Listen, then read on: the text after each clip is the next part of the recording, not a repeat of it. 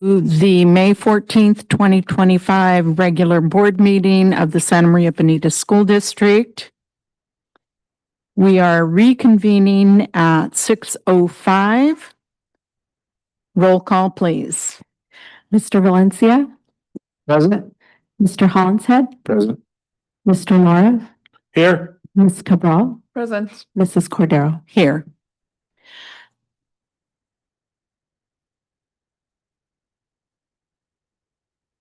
Our report out from closed session.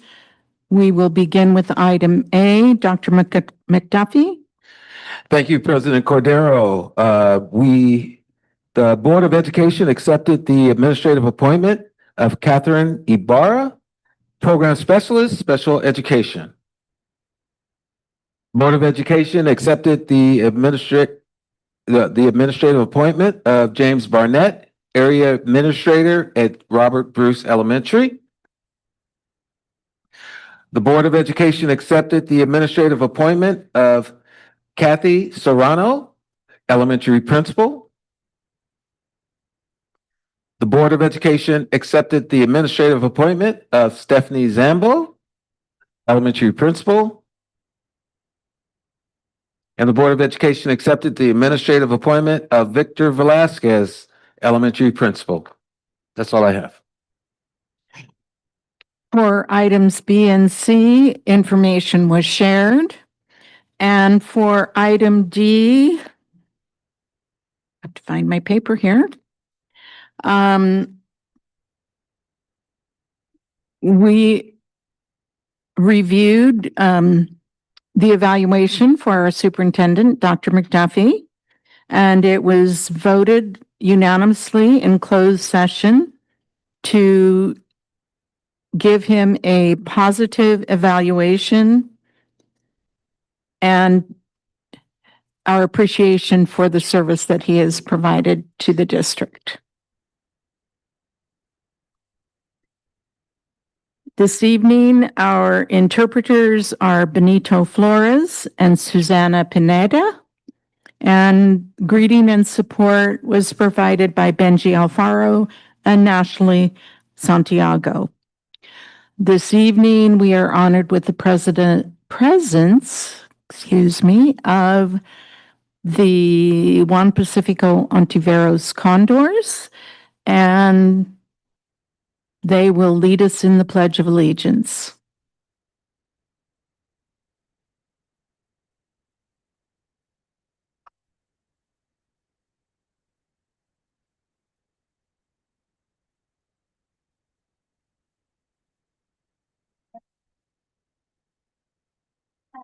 Oh, can you guys hear me okay? All right, so I wanted to introduce myself. My name is Monica Young. I'm the proud principal at Ontiveros Elementary, and we are so excited to be here tonight. I want to introduce to you our student council, some of the members of our student council, led by Miss Jennifer Cruz, and they are here to lead us in the Pledge of Allegiance tonight.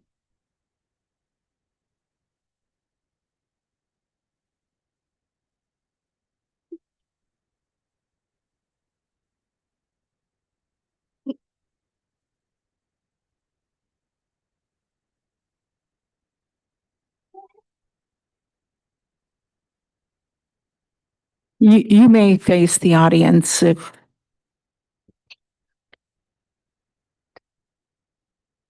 You guys can face the audience if you'd like to. yeah.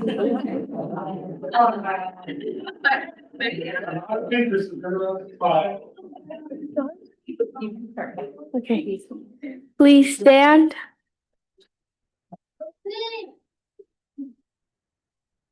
Take off hats or hoodies off.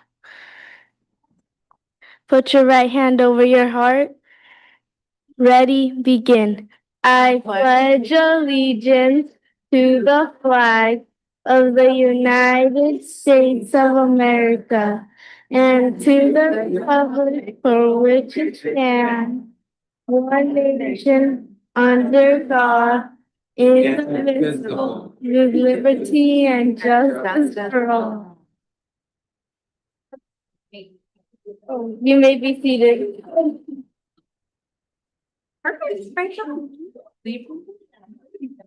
Thank you very much. Thank you, JPO Student Council. Now I would like to welcome our amazing JPO choir, led by our director, Diane Borad Merkin, who is finishing up her 29th year directing choir. And we're hoping to bring her back for a 30th. I thought if I said that in front of everyone, she might come back next year, the pressure, you know. So she's going to lead our choir in singing 2, maybe 3 songs that they have been practicing for many months. So welcome to our choir. The people in the back can't see the, when we put on these steps way over there, but most of you can't see them. So I think I'm gonna put them right in the middle. So here we go. There,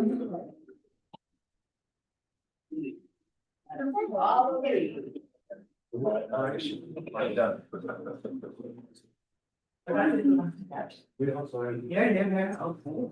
And next row, you need the next row? You.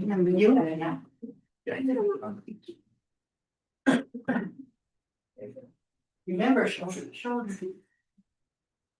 And you can raise the next one.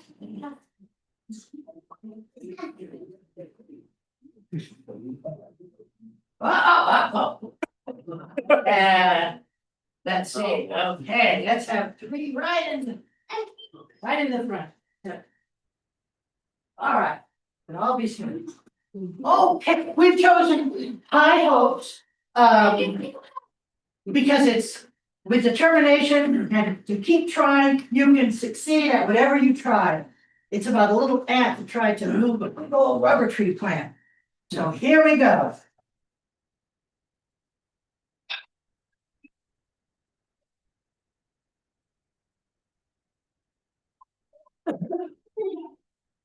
Oh, a lot of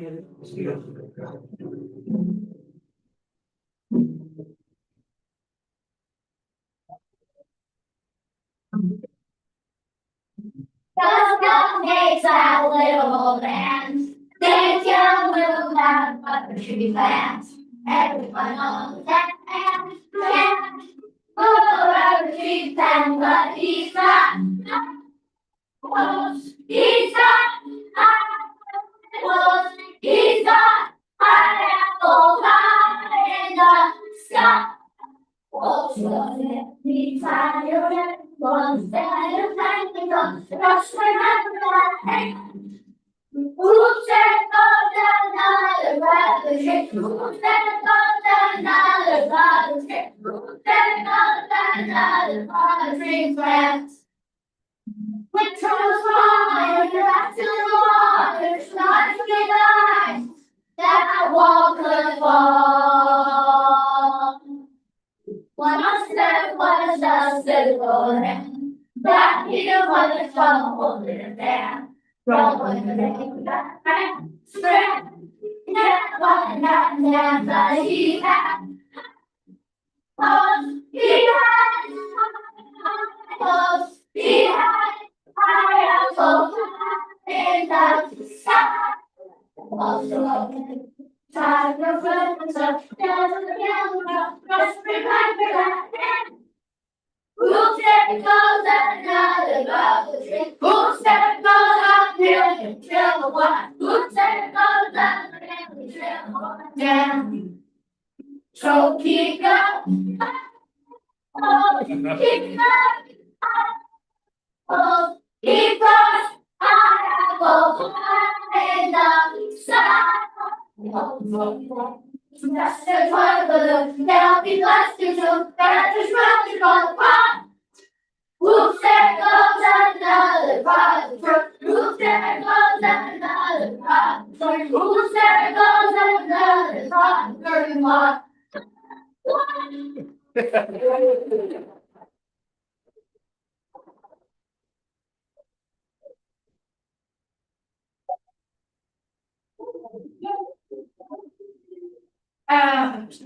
And now we're going to sing a song called Shalom that was written many years ago, like 60 years ago. And you're gonna like it, I'm sure. Some of you in the audience, like this lady right here, who was in my second grade class, she's one of the mommies, the choir person. Sing with me and choir up. Anybody who knows it, sing it. Okay, shalom. Here we go. Yeah.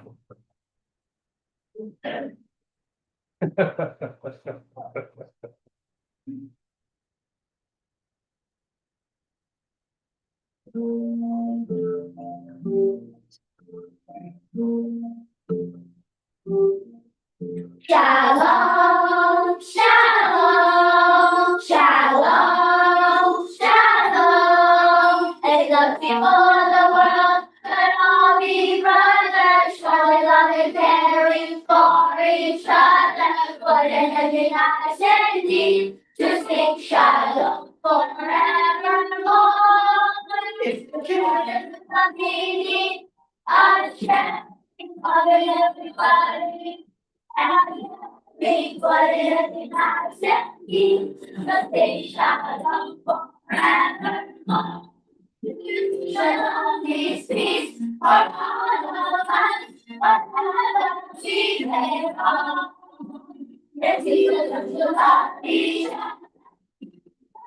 Always be shalom, shalom, shalom, shalom. Da da da da da da. Shalom, shalom. Da da da da da da. What is it you say? That is not no better. Tomorrow, what is it you say? Just say shalom forevermore.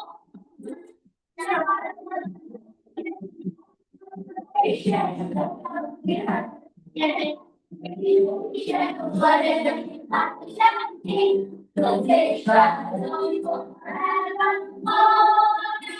Shalom means peace for all of us, forever we may belong. That we learn to love each other. Always be shalom, shalom. Shalom.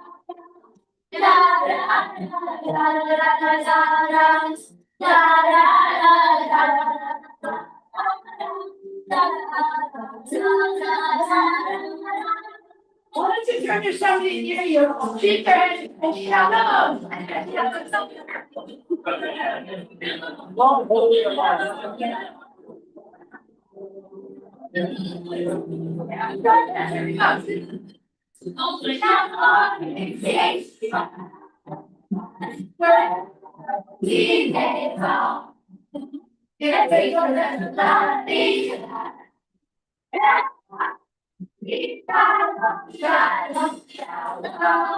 shalom, shalom, shalom.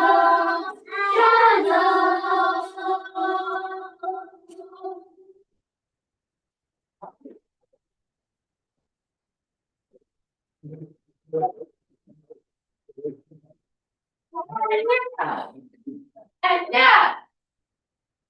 They tell us we can do 2 songs, but I'm hoping they'll let us do one short. We became a distinguished school, a special honor from the state, about 25, 26 years ago. And the principal at the time, Catherine Fitzgerald, was raising a flag that said distinguished school. And she said, we need a school song. So I went home that night and wrote a school song. And you're gonna hear it now. Okay, here we go. Are you ready? On the land, soil and fire, no school has a strange, but that one school can be. You're the school I love, the birthplace of the time of learning for me. Everyone knows that the students system, JPO and the BO. We're proud to say we are the land until there was a distinguished school. Until there was school, learning school, all the parents and pupils agree. Where the teachers care, the friends all share, the friends are the biggest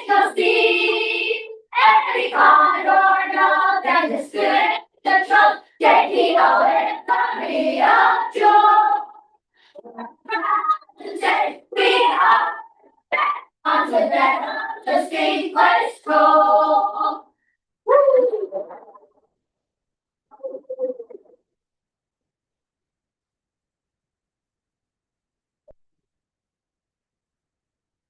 Thank you. There's gonna be a picture taken with the student council members.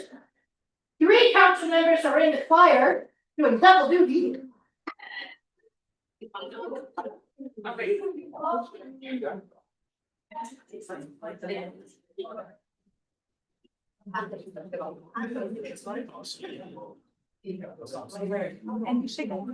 How about you? Next group. All right.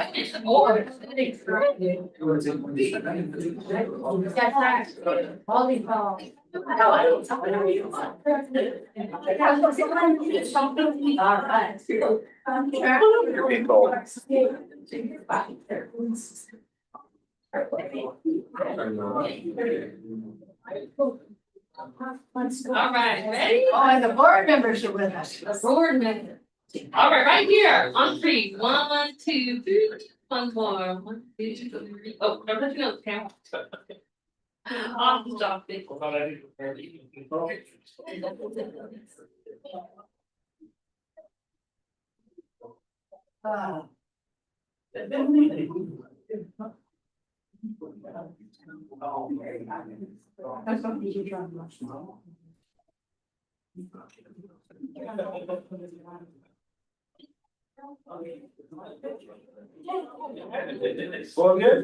you tired? Thank you so much for having me.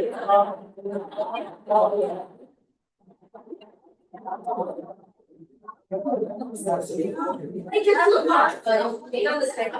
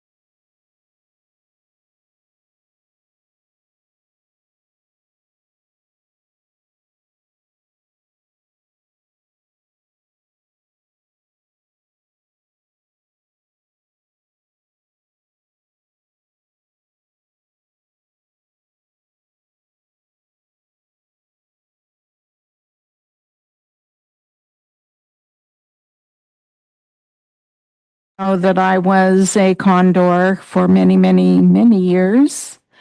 And of course, worked with Mrs. Borad Merkin and was actually there and part of that distinguished school process and have always been extremely proud of the staff and students there and the culture that has developed over the years. So it has a special place in my heart.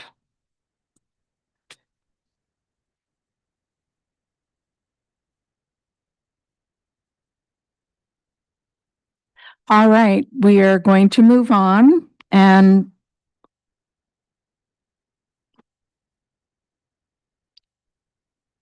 we are going to continue with some additional recognitions this evening.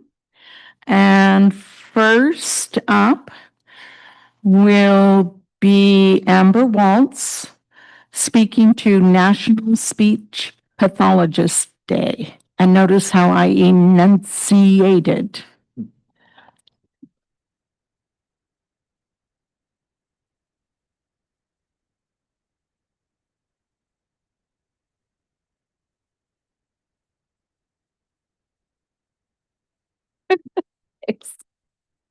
All right.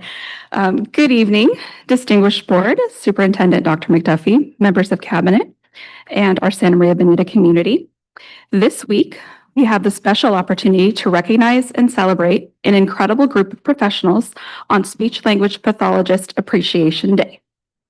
Speech language pathologists are professionals who make the universal human right of effective communication accessible for their students, while supporting families and school staff in the process.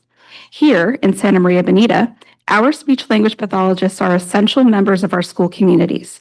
Every day, they help students find their voices, supporting them in building speech and language skills that are critical for learning, social connection, and self-expression.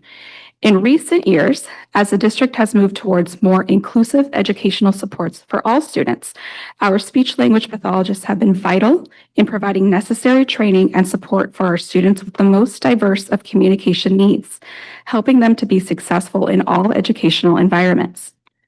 Whether they're helping a young child form their first clear words, guiding students with language delays, supporting those with social communication needs, or working with students who use augmentative and alternative communication, our SLPs bring compassion, knowledge, and care to every student they serve. They are also key collaborators working closely with teachers, families, and multidisciplinary teams to ensure that every child has access to the tools they need to succeed. I want to thank District Speech Language Pathologist Joel Hartwell, SLP at Battles, who's here on behalf of our amazing team of SLPs. I do want to say I saw him in the audience while our friends were in the Condors, and even here I saw him building the language of some of our youngest learners, just sitting in the audience with us. They're never off duty. Thank you, Joel, for all you do for our students, for our staff, for our families, and for our community. And to all of our SLPs who are hopefully watching at home, or we'll see this another time, we thank you for your tireless work, your patience, and the life-changing support you provide to our students. We see you, we appreciate you, and we celebrate you this week and every week. Happy Speech Language Pathologist Appreciation Day, and thank you for everything you do. Thank you all.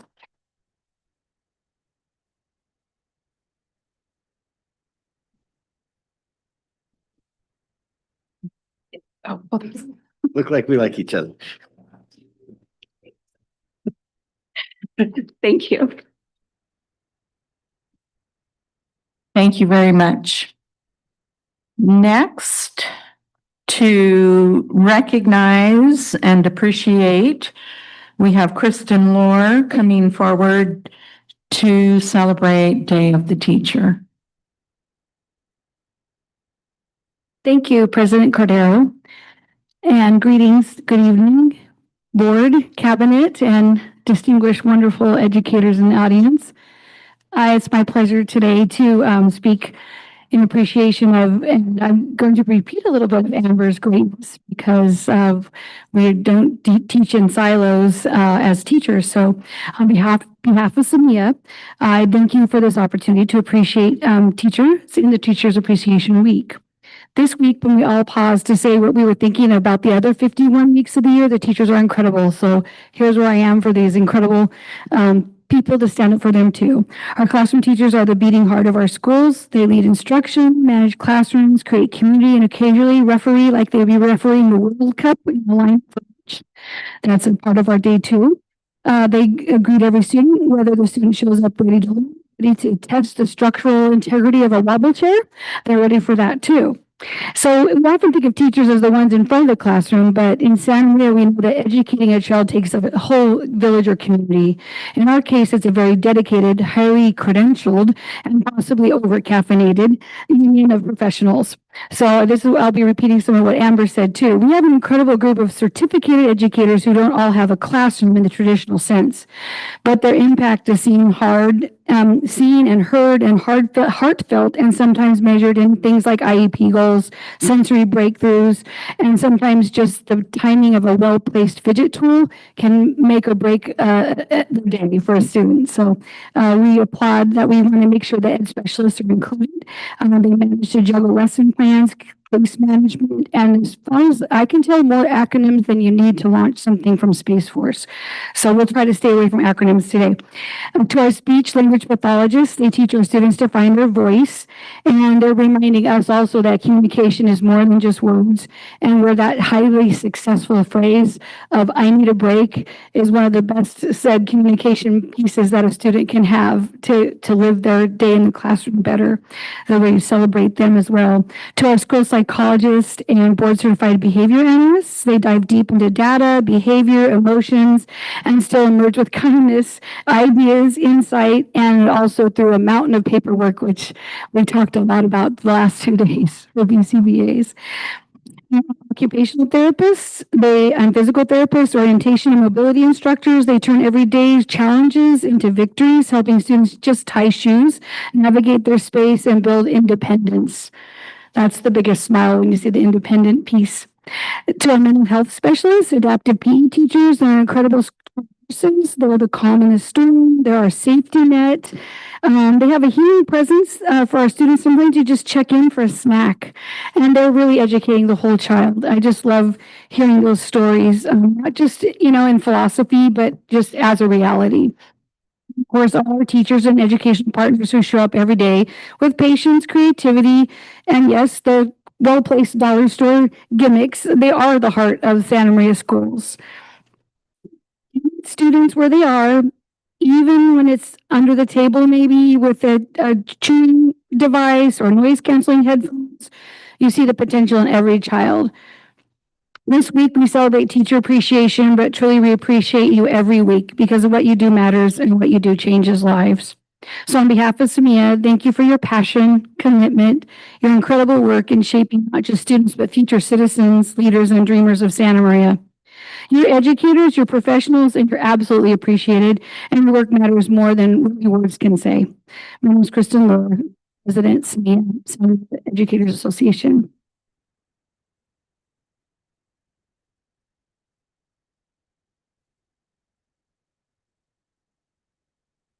Thank you very much. Representing Classified School Employee Appreciation Week, Mr. Gene Blackwell.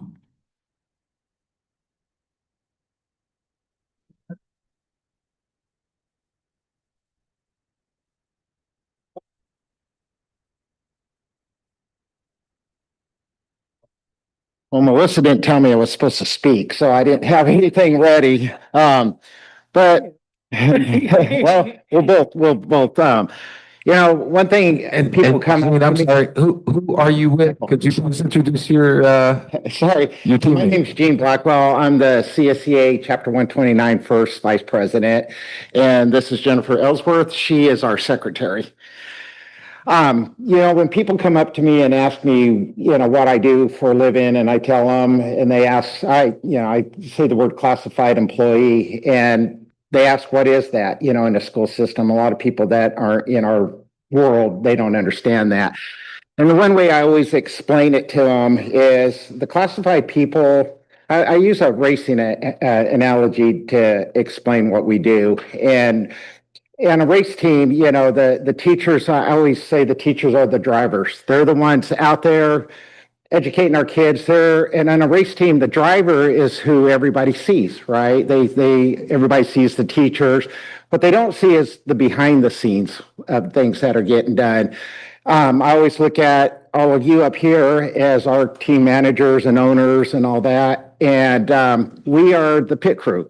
We are the hidden heroes of the racing team. We're the ones that make things happen. We're the ones that get the car in and out. And races can be won from the pits. Many races, if you follow racing, are won from the pits. And that's how I view us. I view us as we're the people that can get the things done, help the teachers so they don't have to worry about, hey, is my ceiling tile falling down? What's going on here? We're the ones that come in and fix that. We're the ones that help them, get photocopies. We're the ones that help them on the computers when there's computers. We're the pit crew, the hidden heroes that help the team win. And that's how I always viewed us. And I view it as an honor. If you're following professional racing, the pit crew is a major, major part of the team. Did you want to say something? I concur with Jean, and I think that we have such a talented group of classified professionals in this district. We have people of all education levels that are here because they're passionate about helping children in our community. And I am so proud of the crew we have. We have everything from LVNs to secretaries to mechanics, to finance professionals, people who had choices in their education, but they care about our kids. And that's who we want with our kids, is our classified professionals who care. And I'm so proud of our classified group that we're representing tonight. Yeah. I left, Chevron to come to work here. And I'll tell you what, it was one of the greatest things I ever did. The people that we work with are amazing. And I'm proud of them. I'm proud representing them. I'm proud of sitting in meetings with them, the not so good meetings and even the good meetings. But they're just a wonderful group of people, that, they could be out making a lot more money, but they choose to be with the kids and educate the kids. So yeah, we're definitely are proud of our classified and our teachers and everybody that works here. So It takes a team. yeah. So thank you. Thank you.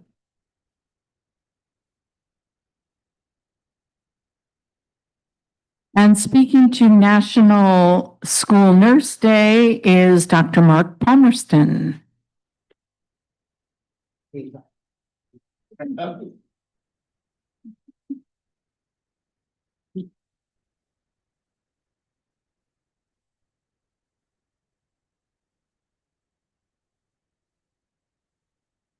Good evening, President Cordero, board members, Dr. McDuffie. What a privilege it is to stand before you tonight to celebrate the extraordinary contributions of our health services team. I'm Mr. Palmerston, Director of Student Services, and on behalf of Carolyn Kleinsmith, our Program Specialist Health Services, I am absolutely thrilled to highlight the invaluable work of our dedicated professionals. While tonight the recognition is specifically about school nurses, our team encompasses our credentialed school nurses, licensed vocational nurses, health assistants, licensed clinical social workers, licensed psychiatric technicians, health services, and our health services secretary, Jennifer Ellsworth. She needed a second shout out tonight. Tonight, we shine a spotlight on our licensed nursing team's unwavering commitment to health and well-being of our students and staff. I'm eager to introduce you to some of these remarkable individuals, Kelly, Marianne, and Lisa Marie, who join us this evening, as well as the work that they do each and every day. Our credentialed school nurses manage the health care of students while they're at school. Currently, we have 1,315 students who have identified health conditions and healthcare plans. The school nurses are skilled at assessment, intervention, and case management. We develop these care plans, and they're responsible for the implementation of the plans, progress monitoring of students' health at our school. Our nurses are members of IEPs, 504s, and crisis response teams at every school.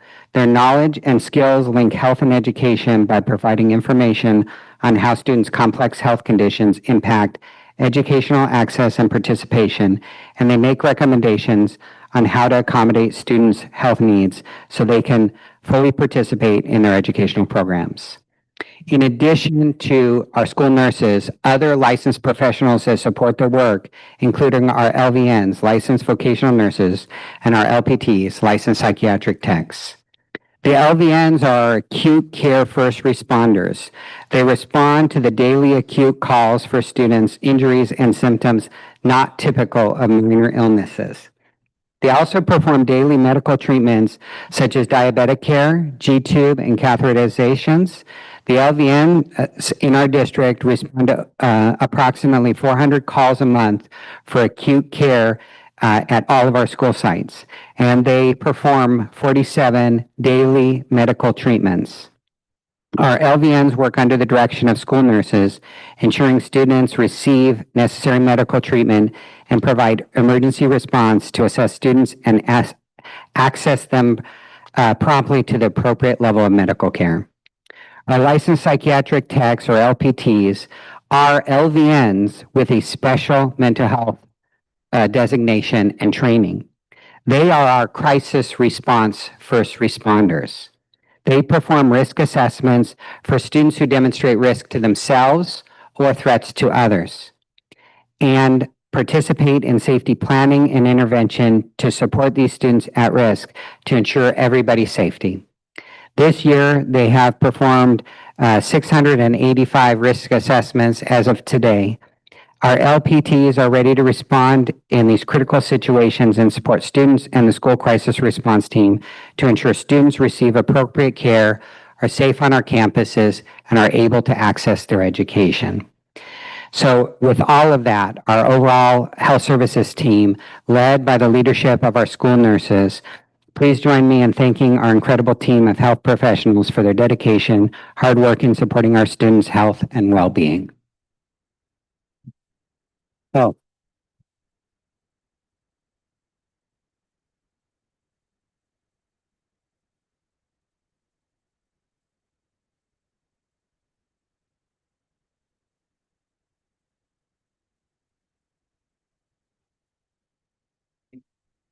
Thank you very much. Our district employees across the board provide excellent service and are deserving of our appreciation and our respect. And please know that we do appreciate you all and have a great deal of respect and admiration for your commitment, as was said, to our students. They are the ones that we answer to. So thank you, thank you, thank you.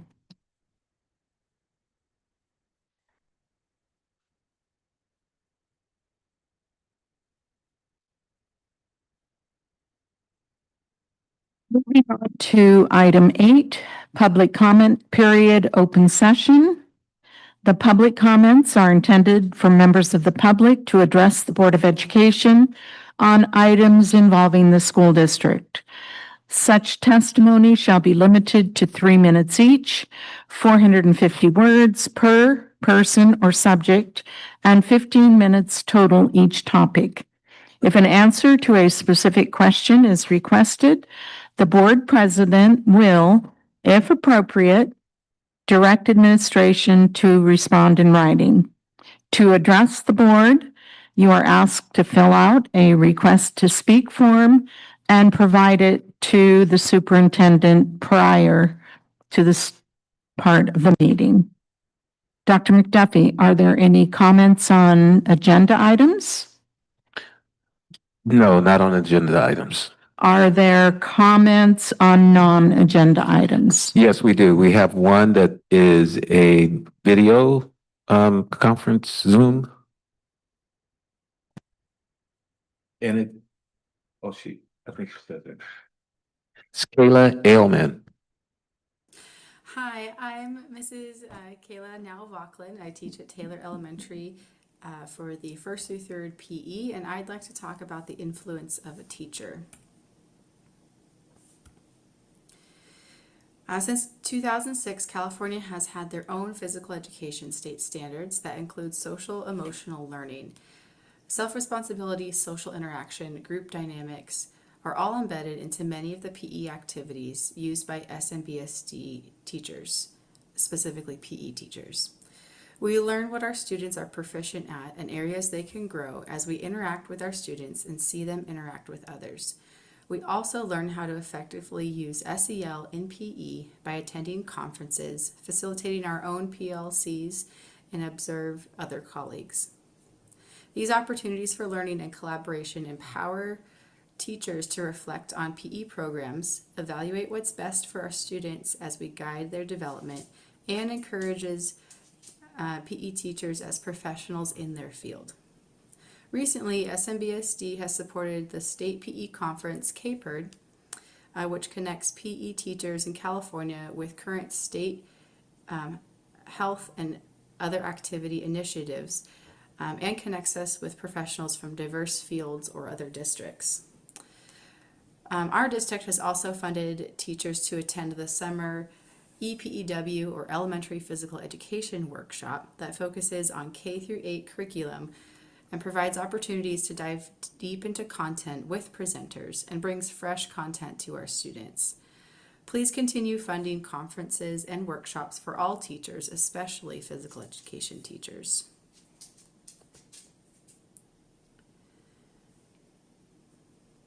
To further our content knowledge, professional practices, and analyze instructional approaches that are best for our students, I also asked the board to consider reinstating the National Board Certified Teacher Stipend on the pay scale.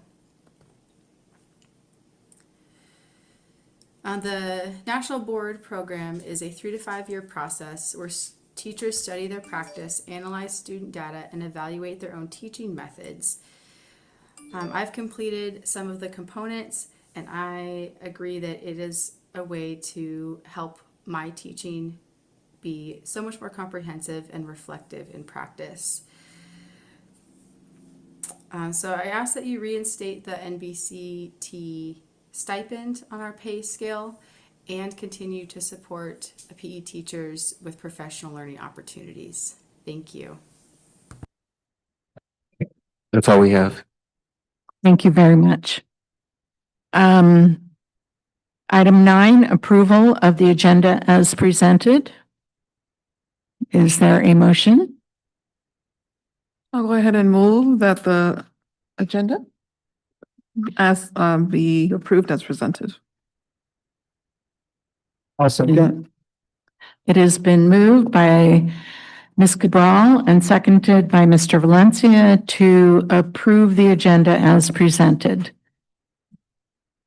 Roll call, please. Mr. Valencia? Aye. Mr. Hollinshead? Aye. Mr. Lumber? Ms. Cabral? Aye. Mrs. Cordero? Aye. Consent items. Actions proposed for the consent agenda are consistent with adopted policies and approved practices of the district and are deemed routine in nature. They will be acted upon by roll call vote in one motion without discussion unless members of the board request an item's removal from the consent agenda, in which event it will be taken up in the order indicated on the main agenda.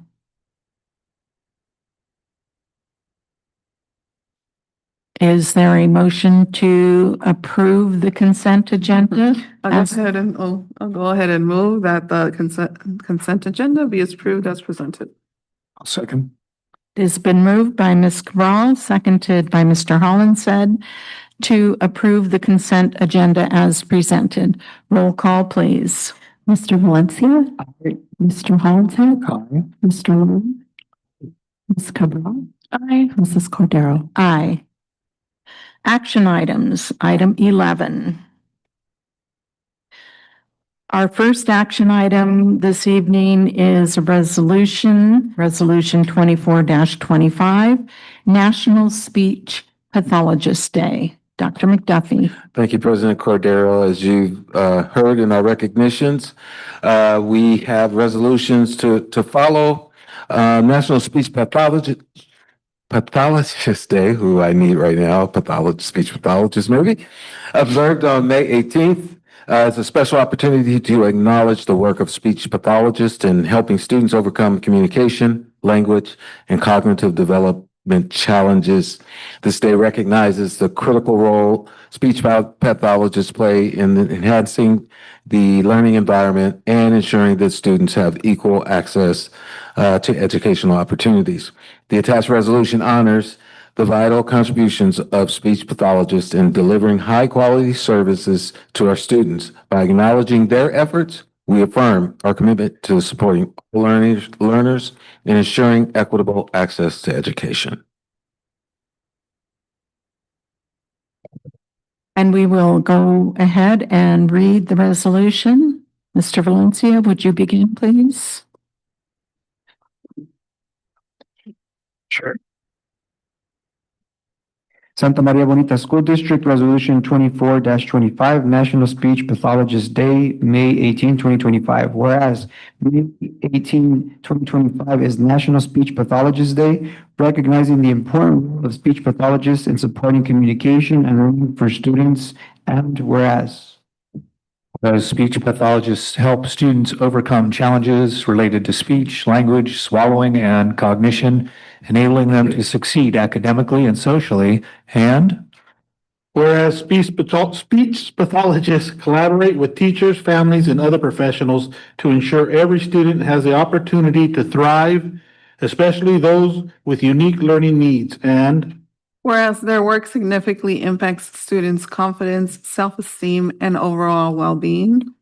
Now therefore be it resolved that the Santa Maria Bonita School District Board of Education honors and thanks our district's speech pathologists for their dedication and contributions to the success of our students.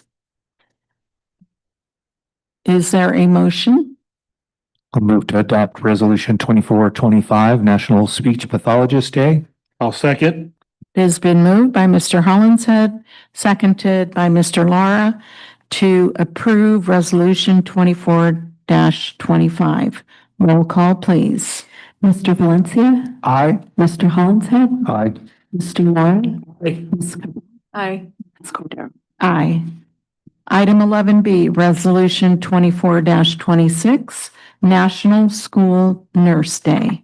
Dr. McDuffie. Thank you, President Cordero. National School Nurse Day observed on May 7th, which was last week, on Wednesday, honors the critical contributions of school nurses to the health, safety, and academic success of students. School nurses serve as the bridge between healthcare and education, ensuring that students are healthy, safe, and ready to learn. This resolution attached affirms the board's appreciation for the skill, compassion, and professionalism demonstrated by our school nurses every day. Their work supports not only individual student well-being, but also contributes to the overall health of our school communities. Ms. Cabral, would you start? Santa Maria Bonita School District Resolution 24-26, National School Nurse Day, May 7th, 2025. Whereas school nurses are an integral part of the educational community, playing a critical role in ensuring the health, safety, and well-being of students. And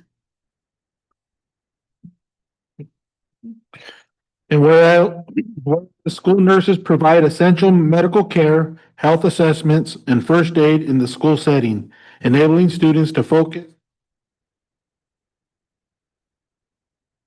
School nurses are skilled in managing chronic health conditions, addressing acute illnesses and injuries, and responding to emergencies with professionalism and care, ensuring a safe environment for all students. And the school nurses also provide valuable health education, promote wellness, and advocate for the physical, emotional, and mental health needs of students, creating a foundation of lifelong health and well-being. And Go ahead. Whereas the dedication and the compassion shown by school nurses significantly contribute to the reducing absenteeism, improving students' performance, and fostering a positive and supportive school climate. Whereas the Santa Maria Bonita School District recognizes the vital role school nurses play in supporting the success of students and contributing to the overall health and safety of the school community. Now therefore be it resolved that the Santa Maria Bonita School District Board of Education formally recognizes and celebrates the unwavering dedication, hard work, and vital contributions of our school nurses in honor of National School Nurse Day, and expresses deep appreciation for their ongoing commitment to the health, safety, and well-being of every student. I go ahead and move that the Board of Education adopt Resolution 2426, National School Nurse Day as presented. I'll second. It is been moved by Ms. Cabral and seconded by Mr. Valencia to approve the adoption of Resolution 24-26, National School Nurse Day. Roll call, please. Mr. Valencia. Aye. Mr. Hollingshead. Aye. Mr. Lara. Aye. Ms. Cabral. Aye. Mrs. Cordero. Aye. Item 11C, Resolution 24-27, Classified School Employees Appreciation Week. Dr. McDuffie. Thank you, President Cordero. The purpose of this resolution is to formally recognize the valuable contributions made by classified employees during Classified School Employee Appreciation Week, which is celebrated statewide next week, May 18th through May 24th. The theme this year is Trusted, Inclusive, United. It reflects the vital role classified employees play in creative, supportive, welcoming, and dependable school communities for all. I think Gene Blackwell said it well when he talked about the pit crew and how important it is for a race car driver. Is that what you call it?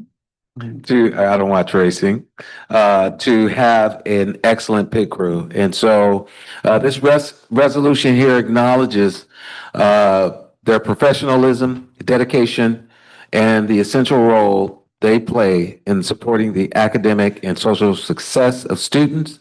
And by adopting this resolution, the board demonstrates its commitment to honoring and celebrating the work of the classified employees represented by the California School Employees Association, CSEA. Santa Maria Bonita School District, Resolution 24-27, Classified School Employee Appreciation Week, May 18 through 24, 2025. Whereas the California School Employees Association, CSEA, represents classified school employees who provide essential services that support student learning and promote a positive educational environment. And whereas classified employees perform a wide range of essential roles in our schools, including working in the areas of instructional support, maintenance and operations, transportation, food services, clerical and administrative assistance, technology, and more. And whereas these dedicated professionals contribute to safety, well-being, and academic success of all students through their hard work, expertise, and commitment. And whereas the success of our public schools and the quality of education provided to students depends significantly on the contributions of classified employees. And whereas the week of May 18 to 24, 2025 has been designated as Classified School Employee Appreciation Week by the California State Legislature and California Department of Education. now therefore be it resolved that the Santa Maria Bonita School District Board of Education hereby recognizes and honors the contributions of the classified employees represented by the California School Employees Association, and be it further resolved that the Board of Education declares the week of May 18 through 24, 2025 as Classified School Employee Appreciation Week in the Santa Maria Bonita School District and encourages all members of our educational community to express their gratitude to these outstanding employees for their service and dedication. That this Board of Education adopt Resolution 2427, Classified School Employee Appreciation Week as presented. That the motion? That's the motion. I'll- move to that. I'll second. It has been moved by Ms. Cabral and seconded by Mr. Laura to approve the adoption of Resolution 24-27, Classified School Employee Appreciation Week. Roll call, please. Mr. Valencia? Mr. Arlington? Aye. Mr. Morrow? Aye. Aye. Mrs. Cordero? Aye. The vote is unanimous, and I apologize. I don't think I said that for the other two, but obviously they've all been approved unanimously. Item 11D, Resolution 24-28, Day of the Teacher. Dr. McDuffie. Thank you, President Cordero. California's Day of the Teacher is observed today, May 14th, 2025. It provides an opportunity to recognize and honor the profound contributions of teachers in shaping the academic and personal success of our students. Teachers play a pivotal role in cultivating curiosity, building critical thinking skills, and inspiring students to reach their full potential. This year's theme, Teachers Lighting the Way for the Future, highlights the enduring impact of educators in guiding the next generation through an ever-evolving world.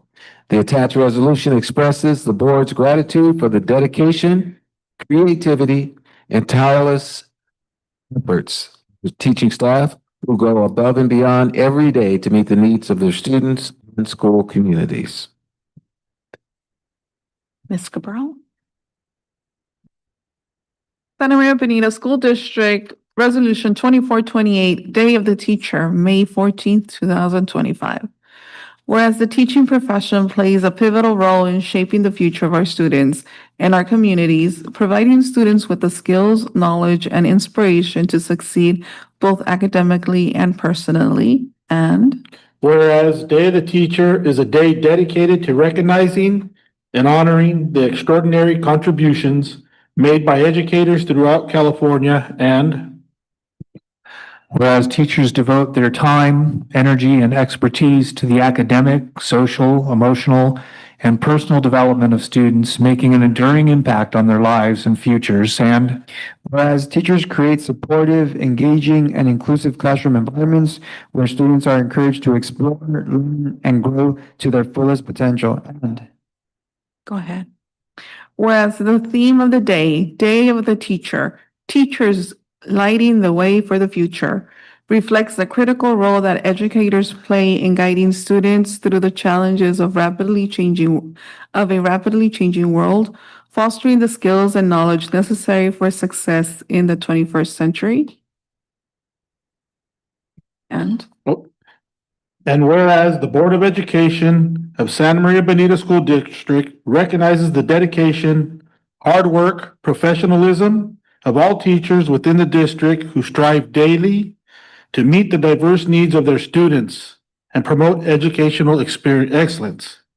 Now therefore be it resolved that the Board of Education hereby also recognizes and commends the teachers of our district for their exceptional work and unyielding commitment to fostering the growth and success of our students, and be it therefore resolved that the Board of Education declares May 14, 2025 as Day of the Teacher in the Santa Maria Bonita School District and encourages all members of our community to join in celebrating the profound impact of teachers on the lives of students and the future of our society.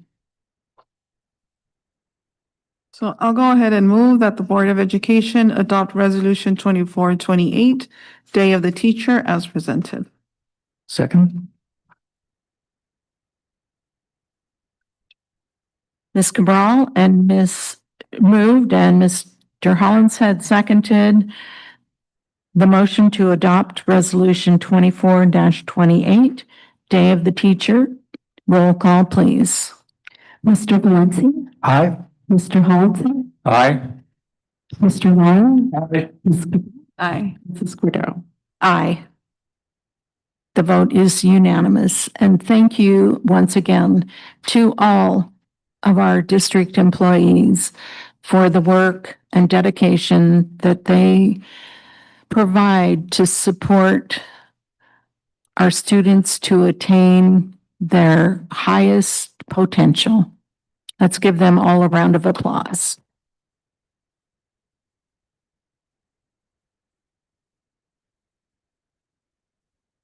I think we're testing our reading skills tonight. Are we passing?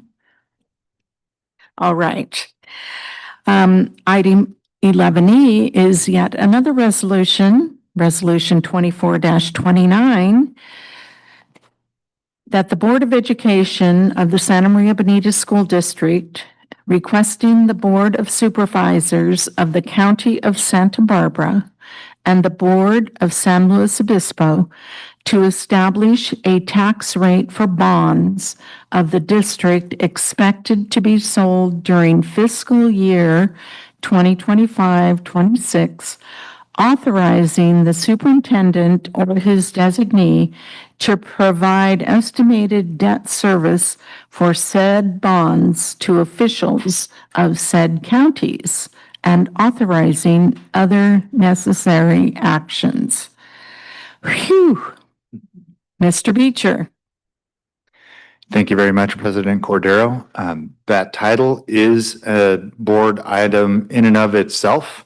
It contains everything that I might want to share with you tonight, except that this is another touch point in the boardroom, somewhere around the 10th time that we've spoken about Measure K along the pathway that we've been on for probably 18 months now. It is the next step in ensuring that we access the resources that 62.3% of the voters in Santa Maria supported for providing new school facilities, modernizing school facilities, and investing in the projects that were described in the ballot measure language for Measure K. I do have available by Zoom, Dawn Field, attorney with ORIC, who has worked with the district for as long as I've been here, just about, in acquiring debt financing. He and his team crafted this language for us within these resolutions, within these items, and within the specific documents that were shared with you. So I'd like to hand it off to Mr. Field to share with you tonight some highlights and be available for questions. Thank you, Mr. Beecher, and good evening, President Cordero, board members, Superintendent McDuffie, and audience. This first item, if you've been on the board for previous bond measures, you may not remember it, and it's sort of a timing issue in that most often bonds are issued and then later added to the tax roll. Since the counties have some deadlines coming up in June, this first resolution authorizes to put an estimated debt service schedule in front of the county so that they could add the tax onto the 25-26 tax roll in anticipation of your first series of bonds being issued shortly after the beginning of the new fiscal year. So that your financial team on the bonds will structure the first sale of the bonds so that the debt service matches up with what is put on the tax rolls and consistent with what the voters have been promised for a tax rate. Are there any questions on this item? I have one. I know that our first withdrawal, I guess you would call it, is not going to be for the full 77 million, but it when it is presented to the two counties involved, it will be for the $77 million bond? So the full amount of the authorization is the 77 million. That amount will be issued with over time through several series of bonds. That is done for a couple of reasons. One is to make sure that the bonds are issued in a manner that you could maintain your tax rate. If you issued all of the bonds on the first series this year, you wouldn't be able to structure it so that you can meet your tax rate. So they're in tranches, the bonds are issued, and the first amount in the next item is 15 million for the first series of bonds. The other reason you issue in tranches of breaking down from the full authorization is under tax rules. To issue tax exempt bonds, the proceeds need to be spent within 3 years, and so a lot of times you want to issue smaller amounts so that you could meet those deadlines. Now, that answers my question. Okay. Any other questions?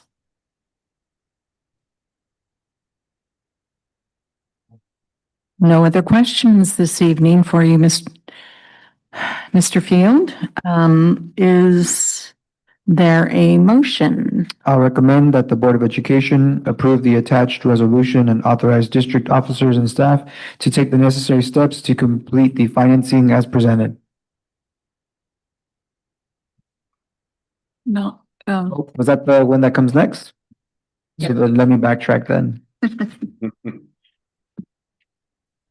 So then I'll recommend that the Board of Education approve the attached resolution as presented. And I'll second. It has been moved by Mr. Valencia, seconded by Ms. Cabral, to approve the resolution 24-29 as presented. Roll call, please. Mr. Valencia, Aye. Mr. Hollenshead, Aye. Mr. Lara, Aye. Ms. Cabral, Aye. Mrs. Cordero. Aye. Motion passes. Thank you very much. Item 11F. Mr. Beecher, Resolution 24-30. Resolution of the Board of Education of the Santa Maria Bonita School District authorizing the issuance and sale of not to exceed $15 million aggregate principal amount of bonds of the district by public sale, approving the form of a continuing disclosure certificate, an official statement, and an official notice of sale for the bonds, and authorizing related actions. Thank you very much, President Cordero. All of that's what we're here to talk about. I mean, it is a handful of items, a very technical process. Again, we've aligned with some experts in the field at ORIC, also with Government Financial Services, JPA, great partners in bringing this to you tonight. Mr. Field already kind of introduced this item as part of his explanation, and I'm really grateful for his description of why it is that we have two items tonight, because that is my memory also, is that we only had the one item last year. So to kind of understand that timing difference, and then also make sure that both of those things occur at this meeting. So we only have to cover this topic one more time, at least for the time being, is also very helpful. So I appreciate that efficiency. But to talk to you about this item again from the technical legal standpoint, Mr. Field is still available to share highlights and then be available for questions. Any questions? Well, do you have highlights to share, Mr. Field? Sure. Thank you, Mr. Beecher. So this item is the item that will authorize district officers to move forward with the first sale or tranche of the $77 million of bonds that were authorized by your voters. Before you is a resolution. That resolution approves the issuance of the first series of bonds and also some related documents, and sets forth parameters under which the officers of the district will move forward to get those bonds issued. A few of the items that are approved in the resolution is the official notice of sale. In the resolution title, you mentioned that this series of bonds is offered by public sale, meaning a notice is going to be published for underwriting firms to bid on the district's bonds. That will be done through the official notice of sale, where it'll set forth all of the sale terms, and the bidders will come in and the bonds will be awarded to the best interest cost firm's bid. There's also a continuing disclosure certificate that obligates the district to provide certain annual information to the investors once they own the bond, so that they can continually have updated information about the district's finances and your tax base. Another document is your preliminary official statement. That is the document that is the disclosure to the potential investors, and it gives all of the information about the terms of the bonds, the security for the bonds, mainly your tax base, how your tax base is diversified among types of property, and the breakdown between the counties, and some other information about the property tax base. It also includes information about the district's general finances, and it is subject to the securities laws. So if there's anything in there that you see that needs clarification or correction, please let Mr. Beecher know, and we will correct anything that is necessary. Are there any questions about the resolution or any of the supporting documents? It appears that there are not, and since this resolution is over 20 pages, please forgive us for not reading it all. I would entertain a motion to approve resolution 24-30. I'll go ahead and move that the Board of Education approve the attached resolution and authorize district officers and staff to take the necessary steps to complete the financing as presented. It has been moved by Ms. Cabral and seconded by Mr. Valencia to approve the resolution 24-30 and authorize district officers and staff to take the necessary steps to complete the financing. Roll call, please. Mr. Valencia? Aye. Mr. Hollinshead? Aye. Mr. Long? Aye. Ms. Cabral? Mrs. Cordero? Aye. Thank you very much. I'm still turning pages.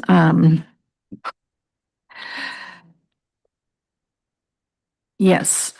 Item G,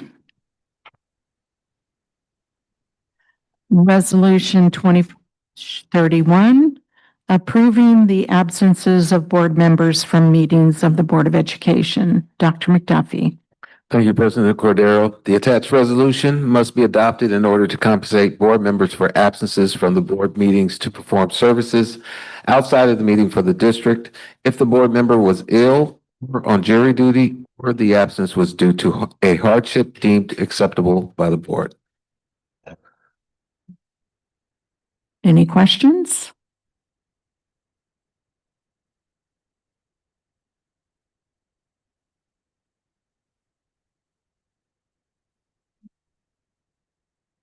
Is there a motion? I'll move to adopt resolution 2431, approving the absences of board members from the meetings of the Board of Education. I'll second. It has been moved by Mr. Hollinshead, seconded by Mr. Laura, to adopt resolution 24-31, approving The absences of board members from meetings of the Board of Education. Roll call, please. Mr. Valencia. Aye. Mr. Holinshed. Aye. Mr. Ryan. Aye. Ms. Cabral. Aye. Mrs. Cordero. Aye. Item 11H, Resolution 24-32, Asian American and Pacific Islander Heritage Month. Thank you, President Cordero. It is May 14th. We are in the middle of Asian American and Pacific Islander Heritage Month. This resolution recognizes May as Asian American and Pacific Islander Month. Pacific Islander Heritage Month. The resolution affirms the district's commitment to honoring the contributions, cultures, and histories of AAPI communities and promoting an inclusive school environment for all students, staff, and families. Mr. Valencia, would you begin reading Resolution 24-32, please? Whereas the month of May is designated as Asian American and Pacific Islander Heritage Month, a time to recognize and celebrate the contributions, diverse cultures, and rich heritage of Asian Americans, Native Hawaiians, and Pacific Islanders in the United States. And whereas AAPI communities represent a vast diversity of languages, cultures, histories, and traditions that have significantly enriched the social, cultural, economic, and academic fabric of our nation and our school district. And whereas Asian Americans and Pacific Islanders have made and continue to make significant contributions in all areas of society, including education, science, medicine, business, government, military services, arts, and civil rights. And whereas our school district is committed to fostering an inclusive and respectful learning environment that honors histories, identities, and contributions of all students, staff, and families. And whereas it is vital to recognize and address the challenge faced by AAPI communities, including combating discrimination, promoting equity, and ensuring representation in curriculum and leadership. Now therefore be it resolved that the Santa Maria Bonita School District hereby recognizes May 2025 as Asian American and Pacific Islander Heritage Month and encourages schools, staff, students, and the community to participate in activities, programs, and educational opportunities that celebrate and honor the achievements and heritage of Asian American and Pacific Islander communities.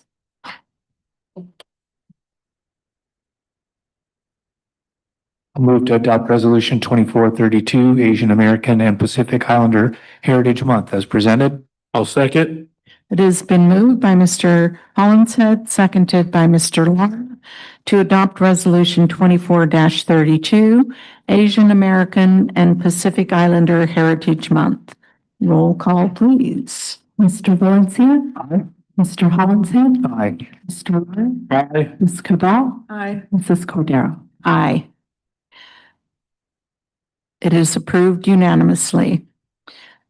Item 11I, public hearing, fees on development projects pursuant to Government Code Section 65995-Level 2. I now declare that the public hearing is open.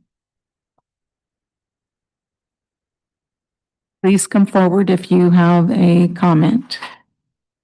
We have no one. I'm giving everybody a chance. Public comment is closed. Thank you. Resolution 11J. Resolution 24-24. I think that might be a mistake, but fees on development projects pursuant to Government Code Section 65995, Level 2. Mr. Beecher. Thank you very much, Ms. Cordero. I want to say I've been waiting for the opportunity to say this is as resolute as I've seen the board ever. I don't think we've ever had 9 resolutions on the same agenda. Great job, a lot of roll call voting to get through. So I'm hopeful that the resolution number is correct. I don't think it's a big deal. It is. I think we asked for it earlier than all the rest of them, so that because we have so many, the distance between them seems awkward. But happy to bring the last one to you for tonight so we can get through the remaining items as soon as my presentation is complete. We do have to do this every year, so hopefully this is pretty familiar. The level 2 fee is an alternative fee that can only be assessed on new residential construction. It's important because regular developer fees that we bring every other year are assessed on every kind of development, whether it's residential, whether it's a remodel, whether it's commercial. It all gets assessed a fee from that study, that level 1 fee. More specifically, the level 2 fee is intended to represent 50% of the district's facility construction costs per new home served and is applicable when the SAB is apportioning state school funding to school districts. Sometimes they run out of money and a level 3 might kick in. The couple times that that's been out there, the legislature has taken action to actually remove level 3 from districts being able to access it. And so I haven't seen that happen in my time, but every once in a while it becomes an issue. The level 2 study is valid for 12 months. So we'll be right back here again at this time next year. And the needs analysis documents the district's qualification for and then the calculation of these alternative fees. It's important that we have this meeting. It's important that we have that public hearing. It's part of the procedures embedded in the government code to ensure that developers or any other community member has the opportunity to express any questions or concerns they have with the fee, its calculation, and its impact on the community. There are a few things districts need to do. They're listed there. But in addition to those procedural items, we do have to satisfy 2 of the 4 following criteria there listed under 3. Have substantial enrollment on multi-track calendar. We've qualified under that before in our past. B, have a general obligation bond passed in the past 4 years with at least a 50% vote. We've qualified it under that in the past. And more recently with Measure K. Issued debt or incurred obligations equal to 15% of the district's bonding capacity or more. We've qualified under that one for quite a while as well. And then have relocatable classrooms for at least 20% of the district's classrooms. And so currently that's about 24% of our classrooms, around 170 portable buildings in use as classrooms right now. And then prepare this analysis and follow other procedures in the state law. In the past, I've gone in pretty deep detail on the calculation in the board meeting. And because it's consistently the same, I've flown higher over the last few years just to ensure that we cover what's necessary. But if you do have questions about what's in the report, I'm happy to go through those questions as well. One of the important parts of the calculation is to establish a nexus between new residential development and students who arrive at our schools from those developments. And so when a new home is built, it projects that 0.295 students will come from that home. The number's been higher in the past, up in the 60%, 62% or so. But recently, that number has fallen. Housing is projected at a rate of 214 homes per year over the next 5 years. It's an important part of the calculation. And these more than 1,000 homes are estimated to generate 316 new students. And so that's the nexus, is to say, in order to be prepared to provide housing for those 316 students, we'll need to have access to financial resources. These developments should pay their share of housing these students. So we have to estimate the costs. And so in the background, in the report, it calculates how many of those 316 students will be unhoused, mostly all of them. And then it calculates what the cost of that would be. So the total cost is about $7.4 million. So the base need is that 5 million, land acquisition at about 864,000, and site development at 1.4 million. Now that doesn't build a new school, right? Because a new school is going to have 800 or 900 students. We're going to build it for that many, so it's going to be much more than that. And so that's something that's important. This is just the cost to house those 316 students coming from new development. The other part of it is that these estimates are all based on what the state allocation board says it costs to build a school. And their estimates are incredibly low, like unrealistically low. And so that's another reason why this 7.4 million isn't the real number to house those 316 students or to build a new school. But it is the process we have to try and access additional resources, and we need to work hard to ensure we get all of the financial resources we can to provide housing for our students. So the next step is to grab those costs, combine them with the total square footage to be created in new construction. So that's about 1 million square feet, and then do the division. It comes down to $7.02 as the level 2, the alternative fee per square foot to house those students.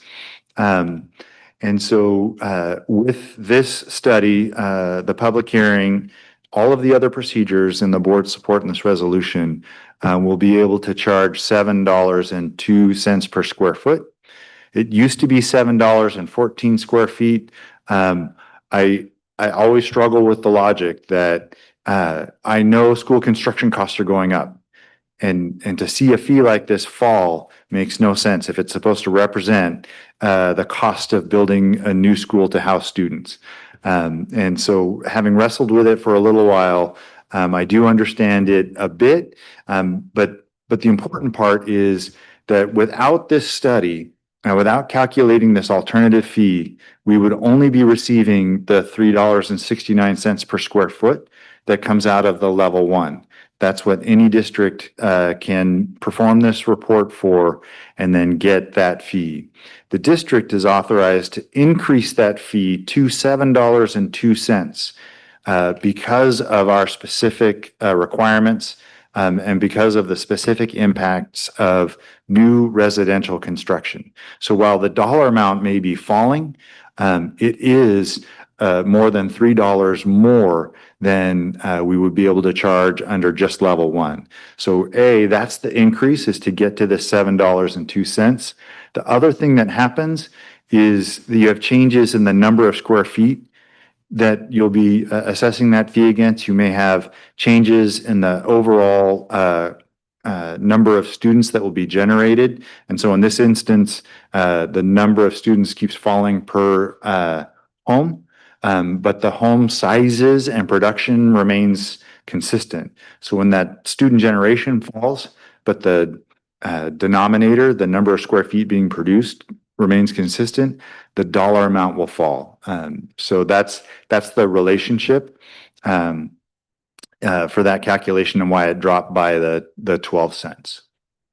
Once it's approved by the school board, this alternative fee becomes effective immediately. So starting tomorrow morning, the next developer who walks in with a new home or an ADU or a new apartment complex, they'll pay $7.02. One of the things I like to share when I do this is to share that trend of students per new residential unit. I talked about it being 29.5 per new unit. You can see here back in 2010-11, it was above 0.6 students per door. So we'd get more than a student and a half out of every 2 homes. Like a pair of homes would bring more than 1 student. And so there are many, many influences. We can all anecdotally identify the things that we think influence that number and why it's going down. But it's something for us to reflect on as we think about the new homes that are being discussed and described or even constructed, that our student generation rate per new home continues to fall. And with that, I'm available for any questions you have. Well, you answered mine. So we are collecting on ADUs? Because Yes. some of them, isn't it a certain amount of square foot, or it doesn't matter if it's because it's new construction, it doesn't really matter? Great question. Any construction that is less than 500 feet is exempt from fees, whether it's level 1, whether it's commercial, whether it's a new residential unit, it's exempt from fees. There is conflicting and confusing rules around ADUs between 500 square feet and 750 square feet.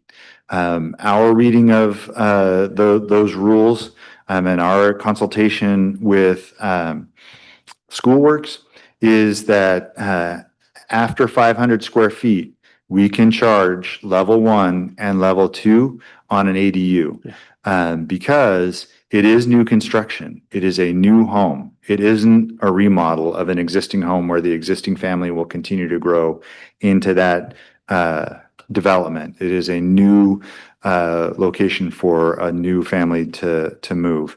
And we dug deep into that research during our facility master planning process when I was sharing with our community members on the steering committee about our approach to funding construction and our needs. And I described that we weren't assessing fees on every ADU that was between 500 and 750 at the time. And our community members, our family members were concerned with that we were potentially leaving money on the table that we need to provide housing for our students. And so we took a deeper look at that. We asked for additional assistance from our partners and have made that determination. And it's still challenging. We still have people coming in saying, but this is 749 square feet. And we describe for them where in the government code we believe that our position is supported. And we continue down the path of making sure that we fairly, transparently, and consistently charge that fee on ADUs 500 square feet or more. Yeah, I've seen a couple built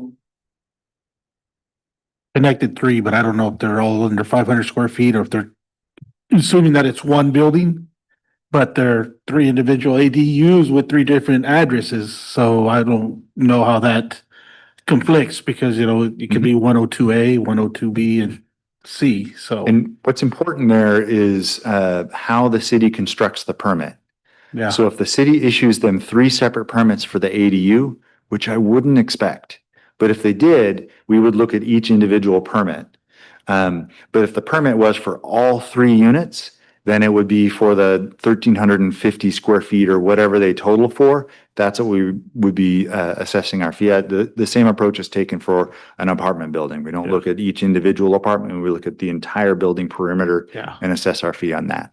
So an ADU unit that's under 500 square feet, are you still considering 0.2 child per ADU unit, or you don't know because we're not getting any tax code on it or any, you know what I mean, any fees? I mean, are you figuring that in as well? So we are unable to assess a fee on that ADU because it is exempt from fees on development. But as we think about our student generation rate, it is a door, it has a permit. And the way that Schoolworks attaches the student generation rate is they look in areas by address, they grab the students in every address, and then they connect that address back to their database of permits issued by the city. And here's the address for that permit. For that permit, I have these 2, 3, 4 students, whatever it might be. And that's how they come up with pupil generation. And it's only for like the 5 or 6 years after development. So what happens to it 15 years down the road doesn't matter. You know, once it becomes kind of a legacy residence within the city, it's no longer considered a part of that student generation rate. Thank you. Any other questions? I would entertain a motion.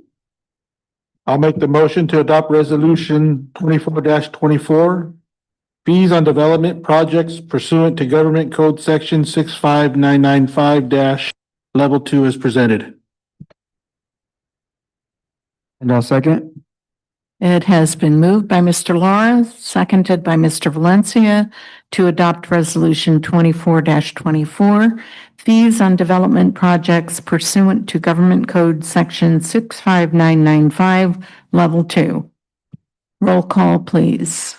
Mr. Valencia? Aye. Mr. Hollinshead? Aye. Mr. Lara? Aye. Ms. Cabral? Aye. Mrs. Cordero? Aye.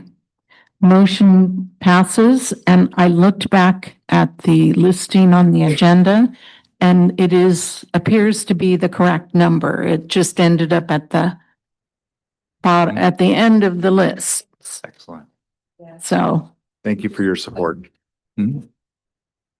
thank you very much. Item 11K, declaration of need for fully qualified educators for 2025-26. Dr. Bland. Got to lower the mic here. I'm not quite as tall as my friend, Mr. Beecher. All right. Well, good evening, President Cordero, board members, and Dr. McDuffie. I bring to you an annual item that we bring around this time of year in accordance with the regulations from the Commission on Teacher Credentialing, the CTC. The governing board of a school district must adopt a declaration at a scheduled public meeting certifying insufficient numbers of certificated personnel to meet the district's anticipated needs. Upon the governing board's adoption, the required declaration will need to allow the district to hire teachers on emergency teaching permits for the 2025-2026 school year and shall remain in force until June 30th, 2026.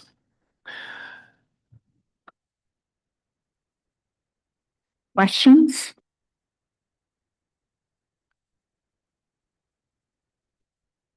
The trainings that I went to, the board trainings, talked about a website that we use or that some districts use when evaluating the effectiveness of curriculum. One of those was edreports.org. Is that something that you and our staff are familiar with by any chance? Do you happen to know? No, I have not. And so what I appreciate about it, something that was new for me as well, right? Because I usually don't engage in that level of minutia, right, as a board member. But they did recommend as board members that we bring that to the awareness of our staff who do look at curricula adoption. Because I mean, there's a ton of stuff out there, right? Some more effective than others. And so I guess what edreports.org does is it sort of like vets some of the curriculum that's out there. And then we as board members obviously also look at our local context to ensure that or to encourage that curriculum to be culturally relevant, right, for the students that we're serving. And so that's something that I want to put on the radar of our district teams as we look at adopting the curriculum now and in the future. So that's edreports.org. Thank you. I appreciate that input. At this point, Dr. Bland, how close are we to meeting our known needs for teachers and other staff? Very, very close. We still have some outstanding single subject positions we're trying to fill. I believe we have 3 single subject left. Single subject, 3 single subject left. And how are we multiple subject? 2 multiple subjects. Okay. So we're right on track. We're doing a great job. This is simply to ensure that should we need that we have this in place. Correct. And you might see that some of these numbers seem awfully high or whatnot. We do make offers to teachers who are in their program, who are anticipated to finish their program, but this number is in anticipation just as a safety net, just in case anything they need to continue to take a portion of a test or something that we can, apply for a provisional permit or something for them so that we don't lose out on having that candidate. All right. These are in anticipation of as a safety net. Thank you. Any other questions? Is there a motion? I'll make that the Board of Education ratify the declaration of need for fully qualified educators for the 25-26 school year as presented. I'll second. It has been moved by Mr. Laura, seconded by Mr. Valencia, to ratify the declaration of need for fully qualified educators for 2025-26. All those in favor signify by aye. Aye. Any opposed? Motion carries. We didn't have to do roll call. Okay, thank you very much. Item 11L, contract for McGraw-Hill Study Sync ELA curriculum. Dr. Salcido. Good evening, President Cordero, board members, and Dr. McDuffie. It is my pleasure this evening to bring forward a contract for renewal of our adopted ELA curriculum. The first one in front of you is for McGraw-Hill. This is our Study Sync ELA curriculum. This is both English language arts and Spanish language arts for grades 6, 7, and 8. A little bit of history. About 8 years ago, we adopted formally our ELA curriculum. That contract is out June 25th. However, the state has not adopted new ELA curriculum yet. They are 3 years away from doing that. So in this 3-year gap, instead of adopting outside of the cycle of the state, we're simply going to continue using our current curriculum until the state adopts the next available curriculum, at which point we'll do a full pilot year and adopt a new curriculum. So this is an extension of the curriculum that we're already using. The numbers in front of you represent the contract for 3 years. In the first year, we pay the price for all student consumables that are going to be delivered to us annually for 3 years. We will be paying 1/3 of the digital license contract each year. We are very lucky to have Mr. Ricky looking out for us. And so in order to ensure that we have appropriate support from the company, to ensure that digital access remains good, we withhold full payment until each year when they support us on the digital access. These are the only 2 elements of the curriculum that we need to repurchase because we already have the rest of the curriculum, including teachers' editions and those sorts of things. We just have to get another contract on student consumables and student access to digital license. And so my comments, I think, were more for this part of the agenda item. And so it looks like should we approve this, this contract extension? It looks like we'll be using it for 3 years, correct? Correct. And can you please remind us of what process our district uses to ensure that this curriculum is culturally relevant? Yeah, absolutely. So when the state adopts their approved curriculum list, we take that entire list and do our own internal vetting first. We look for culturally relevant to our own community. We look at the research behind all of the different curriculum, and we narrow that down to what we want to pilot. So right now the state is set to release that adoption list in 27, 28. We would then take that list, do our vetting locally, and then do a pilot year where we elicit teacher feedback, teacher input, as well as community input throughout that entire year. We take a whole year to go through that cycle, at which point we would, as a decision as a district, to adopt a new curriculum. Excellent. So thank you for that context. And then how do we know if it's effective for our particular students? Absolutely. So in our current context, we have the use that they've been doing for the last 8 years. So we've been looking at progress monitoring and how our students are growing. faced with new adoption curriculum, you have to look at the research that's been done. Is it being used? Has it been used in other districts? If so, does their community, their demographics align with ours, and how has their success rate been? So if we get to a point where we want to adopt a curriculum that we have not had yet, we look to outside resources to get that information in order to make a more well-rounded decision.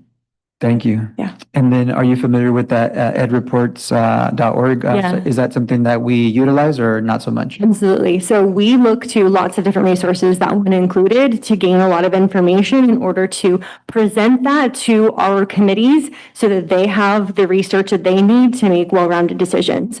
And so we try to do a lot of homework ahead of time so that our committee doesn't have to, in order for us to present that together and discuss it as a group to see that we are picking the most relevant related curriculum. Excellent. I really appreciate that because what areas, and so having that vetting process be really thorough, especially if we're going to use it for years, right? I think is really, really essential. So I appreciate the time that you all put into, it sounds like it's like a year-long process at least. I do recall getting some presentations from our teachers and even some students, right?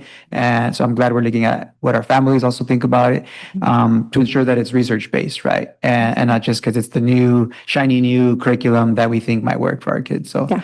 I appreciate those efforts. Absolutely. And you just touched on a really great point. That's why we're not adopting a curriculum right now, because we are not at the point to vet that on our own. We want to go with the state cycle. So we need to continue using what we're using for the next 3 years to get us to the point and give us the time to do the ample research and go with the state adoption cycle. Yeah. Thank you very much.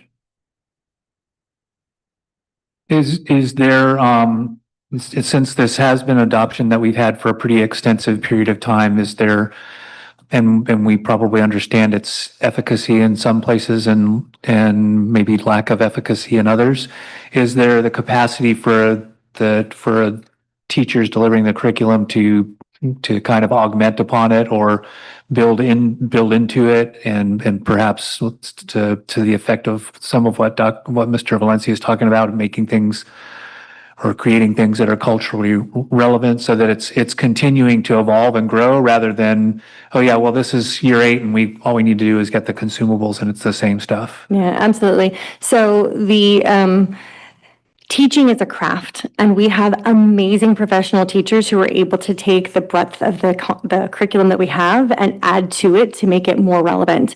We also have the benefit over the past few years to have identified areas of weakness in this curriculum program. And when those areas of weakness have been identified, we have offered a district-wide a solution to that weakness. For example, this curriculum is not strong in phonemic awareness, and so we have adopted additional programs, including Heggerty and UFly, to make sure that our students have that information that they need that's not available in the current curriculum. So when we have our teachers that have designed elements that are really successful for some of our students, we believe that all students deserve that. And so when something good is happening somewhere, we vet that and then spread it through all of our schools to make sure all of our students have access to the additional things that are necessary to make their education well-rounded. Yeah. I would just like to build off of that idea as well. I really appreciate you talking about the craft that is education, right? I know very few educators that are fans of that packaged curriculum where it's, you stick to the script and it feels like then what's the point of an educator, could have an AI robot, do that or something, right? And so I really appreciate that we give our educators, our professionals, right, that flexibility to take something that has already been vetted, but then, make it more relevant, make it more connected to the needs of our kids. So I really appreciate you highlighting that. Yeah, absolutely. Any other comments or questions? I would entertain a motion. To that the Board of Education approve the contract for McGraw-Hill Study Sync ELA curriculum as presented. I'll second. It has been moved by Mr. Valencia, seconded by Ms. Cabral to approve the contract for McGraw-Hill Study Sync ELA curriculum. All those in favor? Aye. Any opposed? Motion passes. Thank you very much. And you're staying because he was on item 11N. The contract for Benchmark Advanced DLA and Benchmark Adelante SLA curriculum. Dr. Salcido. Absolutely. So this is the second half of our ELA adoption. So what our district did 8 years ago was look at what is most relevant for the different grade levels, and that included adopting 2 different curriculums. So the one you just approved is grades 6, 7, and 8. It does include a Spanish language arts and English language arts component within that study sync, the one you just approved. This contract is for benchmark education. This is grades TK through 5th. There are 2 programs under benchmark. Our English language arts program is called Advanced, and our Spanish language arts program is called Adelante. In our DLI program, at grades TK through 3rd, they use just the Adelante, excuse me. They just use Adelante. In grades 4th and 5th at Jimenez, they use both curriculums. So at that point in DLI, it is shifted from majority Spanish to half English and half Spanish. And so we have 2 textbooks for them. They have access to both Advanced and Adelante within their learning. So that's why you see the numbers are different based on those programs. We also had to increase the number of Adelante licenses because we are increasing our DLI program at our younger grades. This current contract for consumables includes our current DLI numbers only. And so we're not right now buying the projections. There'll be small add-ons in the next few years as we add an extra DLI class at each grade level as we go. But right now, this contract reads for 3 years of student consumables, grades TK through 5th, for access to benchmark both Advanced for English language arts and Adelante for Spanish language arts. In addition to the digital contract, like the last contract, paid in 1/3 increments over 3 years. Same reason as the last contract, why we're doing it now, in anticipation of the state's adoption of curriculum in 3 years. A very similar situation as for the 6, 7, 8 curriculum. We are continuing with the program that is currently in use. And of course, needing to increase our number of consumables and continue with the digital access. Any questions? Comments? A motion? A motion that the Board of Education approve the contract for Benchmark Advanced ELA and Benchmark Adelante SLA curriculum as presented. I'll second. It's been moved by Mr. Valencia, seconded by Mr. Lara, to approve the contract for Benchmark Advanced ELA and Benchmark Adelante SLA curriculum. All those in favor? Aye. Any opposed? Motion carries. Thank you. Moving on to discussion items. We have one this evening with Dr. Mark Palmerston with a student services update. Dr. Palmerston.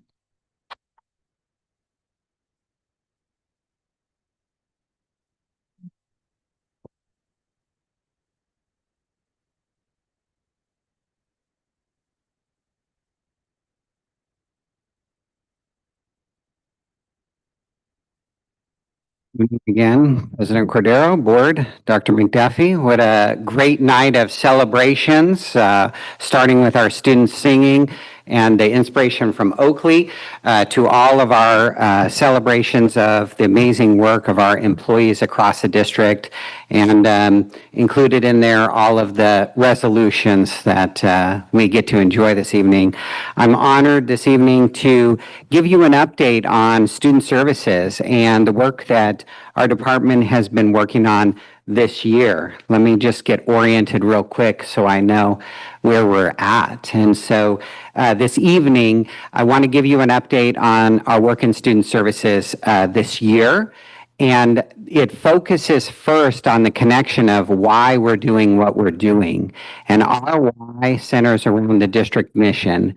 And tonight, I'll focus our work in student services on our whole child approach and supporting an inclusive environment. While you'll also hear about our community partnerships and the engagement we do with our community to fulfill this work, those two primary parts of our mission and our strategies. We will provide structures and facilities to support inclusive learning experiences, and will nurture the whole child are some of the primary work I'll focus on this evening. When I think about the work in student services and the department I'm honored to lead, I think about three large buckets of work. Our student supports, which include supporting positive culture and climate throughout our school district, supporting social emotional learning of students and staff, and creating a greater connection to schools. The next bucket being health services, our physical and mental health and well-being, as well as our crisis response. And then finally, the third bucket being records and resolutions. We have the honor to provide and keep safe the student records throughout our district, including records requests, one today dating back to 1966, as well as court documents and responding to requests for court documents regarding student services, students specifically, as well as helping resolve concerns or resolutions and complaints, all the way from informal concerns with parents walking in or calling the district office up to our formal universal complaint processes. In order to carry out this work, I don't do this alone, but I get to celebrate and honor the work here in front of you, is our team at the district office, our program specialists, Rochelle and Carolyn, our TOSA, Noha, our secretaries, Nancy, Jennifer, and our clerks, Rose and Ginny, make up our district team. Because you've already heard from me this evening focused on our celebration of health services, and you've already approved our comprehensive school safety plans this evening, I'm going to choose to focus on that first bucket about student supports this evening. And when we think about student supports, we have amazing adults, positive, caring adults across our campuses. We have amazing partners, and we have collected a variety of services and supports to help students. But often when we layer these on top of each other, they feel like this, that we have a lot, but understanding and coordinating those services and making sense out of how they can best serve our students is one of those big challenges. On here, you can see we already recognized our nurses, but we have a variety of supports we'll continue to talk about.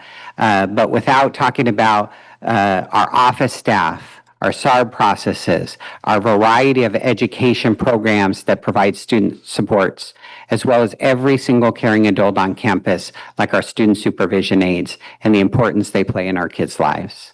And so as I think about how we organize this work, I think about three things. First, the people who do the work. The people business in supporting students. And on this list, while this is not exhaustive, it is a list of some of the organized people and supports we provide. There are a few that are new and a few that are ongoing. One, I'll bring your attention to our wellness coaches, a brand new position this year that recentered the supports we were providing for students to ensure that students were being provided Tier 1 and Tier 2 social emotional supports in addition to what our school counselors provided, but within a scope of practice that ensured they were, as unlicensed professionals, were not providing direct therapy. Our wellness coaches were part of one of our big requests for proposal for community partners, and our partners with ESS have been able to fill 39 out of 42 positions with our request to have 2 wellness coaches at each school. The contract was signed just the week prior to school starting, and so to go from the first partnership in this regard on wellness coaches to where we're staffed now is a big giant lift. Supporting the work of social emotional learning and that next tier in school-based therapists. We began the year this year with 10 school-based therapists with an expressed need of 21, one for each school site. 10 seems like we're missing half, which is entirely true, but 10 is more school-based therapists than we had all of last school year. At this time, I'm really glad to know that while our partners at FSA were able to bring us more school-based therapists than we've had in the past years, we haven't quite met our goal. And we added a partner, a contract that I brought to you in the late springtime. And along with FSA, our partners with ESS, we have a plan in place where we're only missing one school-based therapist to begin the year in August. Now, that won't come without challenges, because as much as we need student supports, we also need the place for these professionals to work. So I anticipate, as much as you will hear about our needs for student supports, you will also be hearing at some point about the need for a space for these individuals to work. I am confident that because of the priority we place on social emotional learning and the creativity that our staff has, that at each school site we'll be able to find the locations for students. We may have to rethink how we use spaces, but I am confident that we'll be able to know that not only will we have the support, but we'll have the creativity to find the spaces and locations for these supports to happen. The second part of that are programs. And again, this is an exhaustive list of programs, but many programs that you've heard about over time that I think about are important ones that help support students. From our counselor developed lessons, tier 1 lessons that support college and career readiness, social emotional learning, and academics. To our second step, being the first year that we've adopted second step social emotional curriculum across the district, to our coordination of services plan teams at every school site, our SARB processes, our programs with youth diversion, drug testing, and a variety of different education programs, including boys groups and girls groups. Many of the programs are provided within our community partners, as well as the examples that I gave that are provided by people on district staff. And then, of course, as we talk about, as I shared, while our focus is on supporting the connection this evening on nurturing the whole child and providing inclusive spaces, we also have amazing partners that help support the work for our students. Some of those big partners in student services and our request for proposals that were approved at the beginning of the school year are our long-term partners at Fighting Back Santa Maria, Council on Alcohol and Drug Addiction, CADA, which just moved into a new home just down the street in the old Coke building. They had the ribbon cutting ceremony yesterday, moving from Chapel Street over here to Jones. Really beautiful facility if you have the chance to go and visit. They're a great partner for us, and this central location and expansion of their size allows for continued and expansion of services for our students. Effective School Solutions, ESS, Family Services Agency, FSA, and a variety of other partners that include our partners at Santa Maria Police Department, the Sheriff's Department, Behavioral Wellness, and Communify. And so as I think about how those services are brought in and how we can help organize and understand those for student supports, we all want to know, well, how does this impact our students and student learning? When we talk about data, I want to talk about two key areas in nurturing the whole child. The first has to do with chronic absenteeism. When barriers are removed from students that keep them from coming to school, and we connect them to a greater degree to school, we see our attendance rates increase and our chronic absenteeism decrease.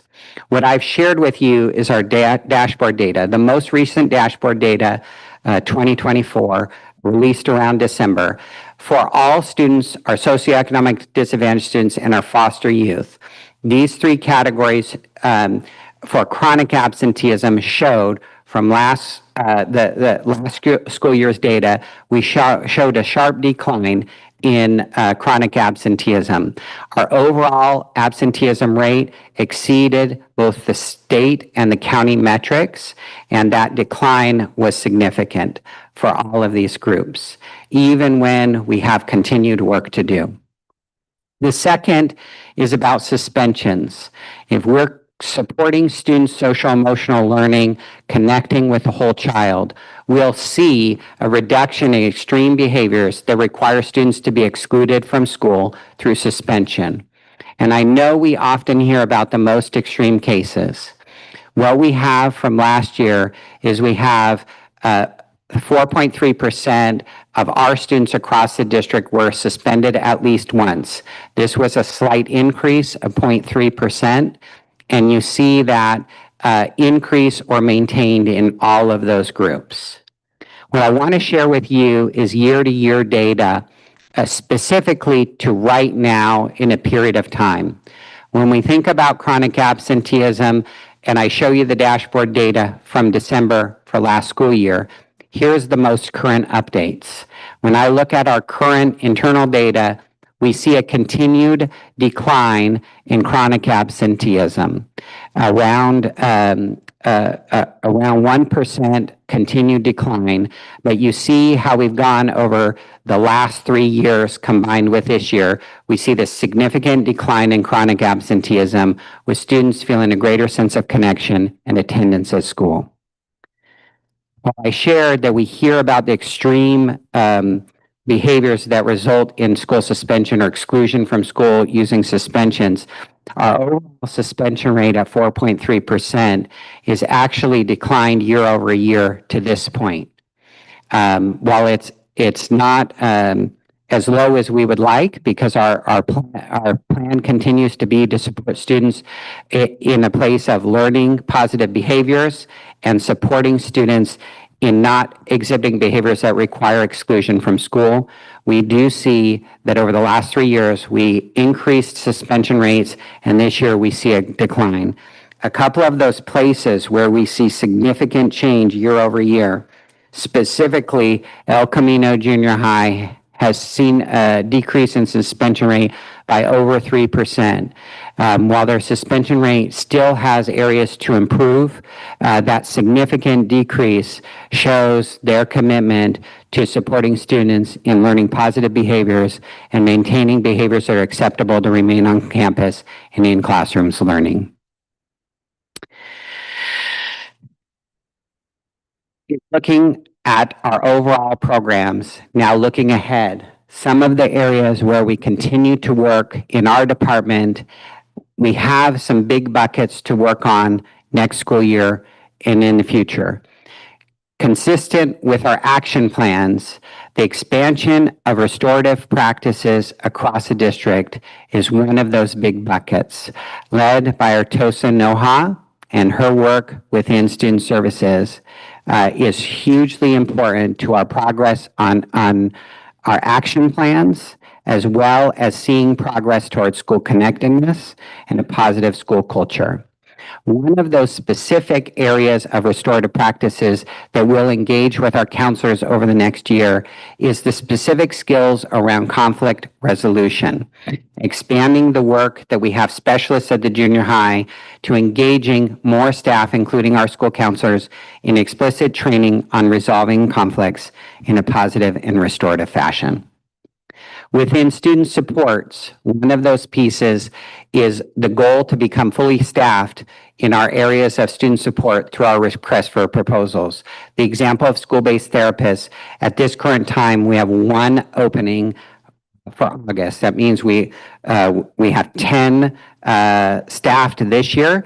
ESS, our partners, brought in a couple additional SBTs to get settled this year. But starting next school year, as of right now, we have 20 out of 21 school-based therapists staffed. That's a huge part of ensuring that what was established as our need for supports across the district is actually fulfilled. And then we have a goal to continue to improve access to data with our partnering agencies to be able to demonstrate not just the numbers of services that they provide, but importantly, the connection that that makes with student learning. In addition, we'll be doing some very specific updated training related to our comprehensive school safety plans and the standard response protocol that is now embedded within those plans.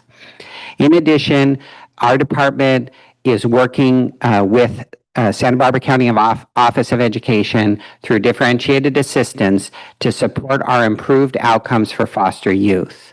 We begin engaging with them formally at the end of this month, including our partners at Fighting Back to set a baseline for best practices around foster youth, and then working to engage our community partners who are responsible for parts of the experience for foster youth so we can better work together to see more positive outcomes for our foster youth in particular. Then in health services, our behavioral health team who responds to our crises, our threats to self and threats to others. One of those goals is to further institutionalize the work of this team that has been brought in through grants and other funding sources, but being able to institutionalize that for the long term. There is also an opportunity to expand billing for services within the areas of wellness coaches, school-based therapists, and other opportunities that used to only be exclusive to students with disabilities and IEP supports. Now, through the state, there's an expansion of billable services for student social emotional learning and mental health supports through school districts. And we're taking the steps to increase those billing services so that we can provide some offset to an ongoing source of funding to help offset the cost of these partner agencies. And then finally, I don't necessarily have any established goals here on records and resolutions other than responding appropriately. Of course, if we continue to work to resolve conflicts or concerns at the lowest level and engage all parties in really carrying out our theme of a unified community inspires hope and faith, then we would see a reduction in complaints or concerns. But in those, just ensuring we're continuing to respond appropriately within a timely fashion. And for that, this evening, that is my current recap for you on the work around student services. And again, I guess the one last thing I would share is that, as you have known from my presentations here, it is an honor to be the voice of the department, but it is the team that does the work. One of the things that I asked my team to do was to create a slide in their own voices so that their voices could be elevated. And I'd like to provide that to you this week in the board update so that you not just only hear my voice, but you hear the voice of those on the team who are doing the hard work each and every day. And with that, you have any questions? Dr. Palmerston, a very thorough review of what you and continue to be doing. Are there questions or comments? Dr. Palmerston, can you please give us some context regarding I like how you start off with our why, right? I think that's essential to the work that we do. That constant reminder is good for all of us, coming back to our mission statement, our values. So speaking of why do we struggle with chronic absenteeism? Yeah, that's chronic absenteeism is very complex, is a very complex case. And the way I think through it, let me maybe switch back to a couple of these pieces. Is a very complex piece, but first the data. While we struggle with that, we are far exceeding reducing chronic absenteeism, far exceeding the rates around the county and the state. And I think that our accelerated decline, it's the double negative, right? Right? We're accelerating a decline, but the decline is good. It means more kids are coming to school and missing less of school. And I think that's really a testament to the partnership with our community partners like Fighting Back, who provide our truancy mentor support and the research-based practices and interventions that they provide. But not only that, just the caring community that we built at school. And then when we think about our programs, I was having a conversation today about SARB, and somebody said, well, I went to SARB one time and it just wasn't what I expected it to be. And when we think about SARB as a process that's punitive, somebody could be disillusioned because you go through the SARB process, and from my perspective, SARB is not about the end result of being punitive, but instead about really diagnosing at each step of the way what is causing that absence and how do we remove that barrier. And so the barriers are many and many different things. And just in our department and this evening, I shared with you, one of those things is mental health and our mental health services. One of those is crisis response. And one of those outcomes of our crisis response team is prior, many times we would say a student has a mental health issue, we would provide them home instruction and they wouldn't be on campus. And therefore, our crisis response team is actually creating supportive plans for students to be healthy on campus and supported. So I actually think chronic absenteeism has so many different layers, but I'm really proud of the work in district and with our partners that is further accelerating the decline, far exceeding other metrics within the state. I think this is a really important topic because I'm hearing of cases of some of our families who are putting their children, I think, on independent study at the high school level, but I'm not sure if it applies in our elementary and middle schools because of the fear of the immigration rates that are taking place in our communities.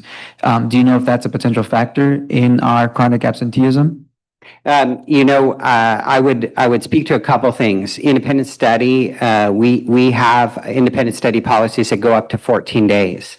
And so we don't have long-term independent study programs. So that's not a long-term option for our families.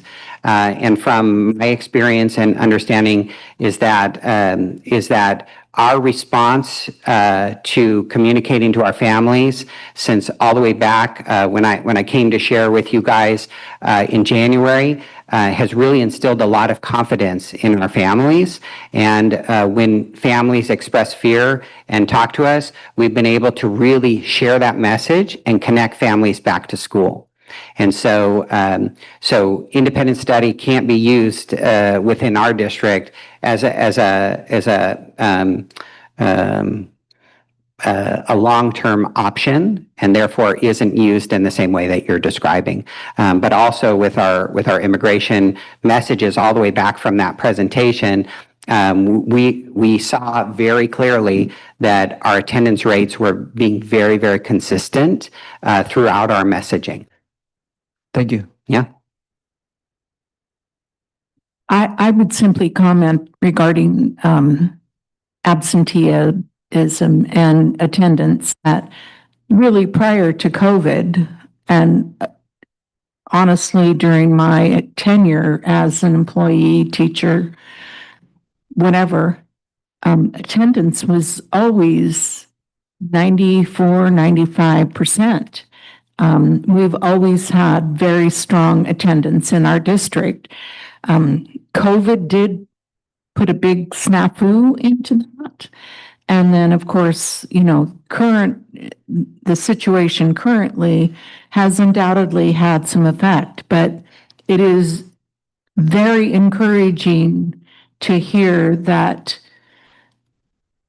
I don't want to use the phrase that we are reducing the number of absences, that more kids are coming to school, just like you have demonstrated here. Yeah. The chronic absenteeism is that 10%. It's more than 18 days in a school year. Right. And it can be a slow drip. It can be 2 days this month and 2 days that month add up to that. And so it really is ensuring students are at school, and our families really express their desire for kids to be at school, and kids come. And we're at 95% attendance right now. If you think that's just a pre-COVID thing, that's where we're at. That's great. Yeah. So Yeah. 95% of our kids are at school every single day. All right. So. Any other questions or comments?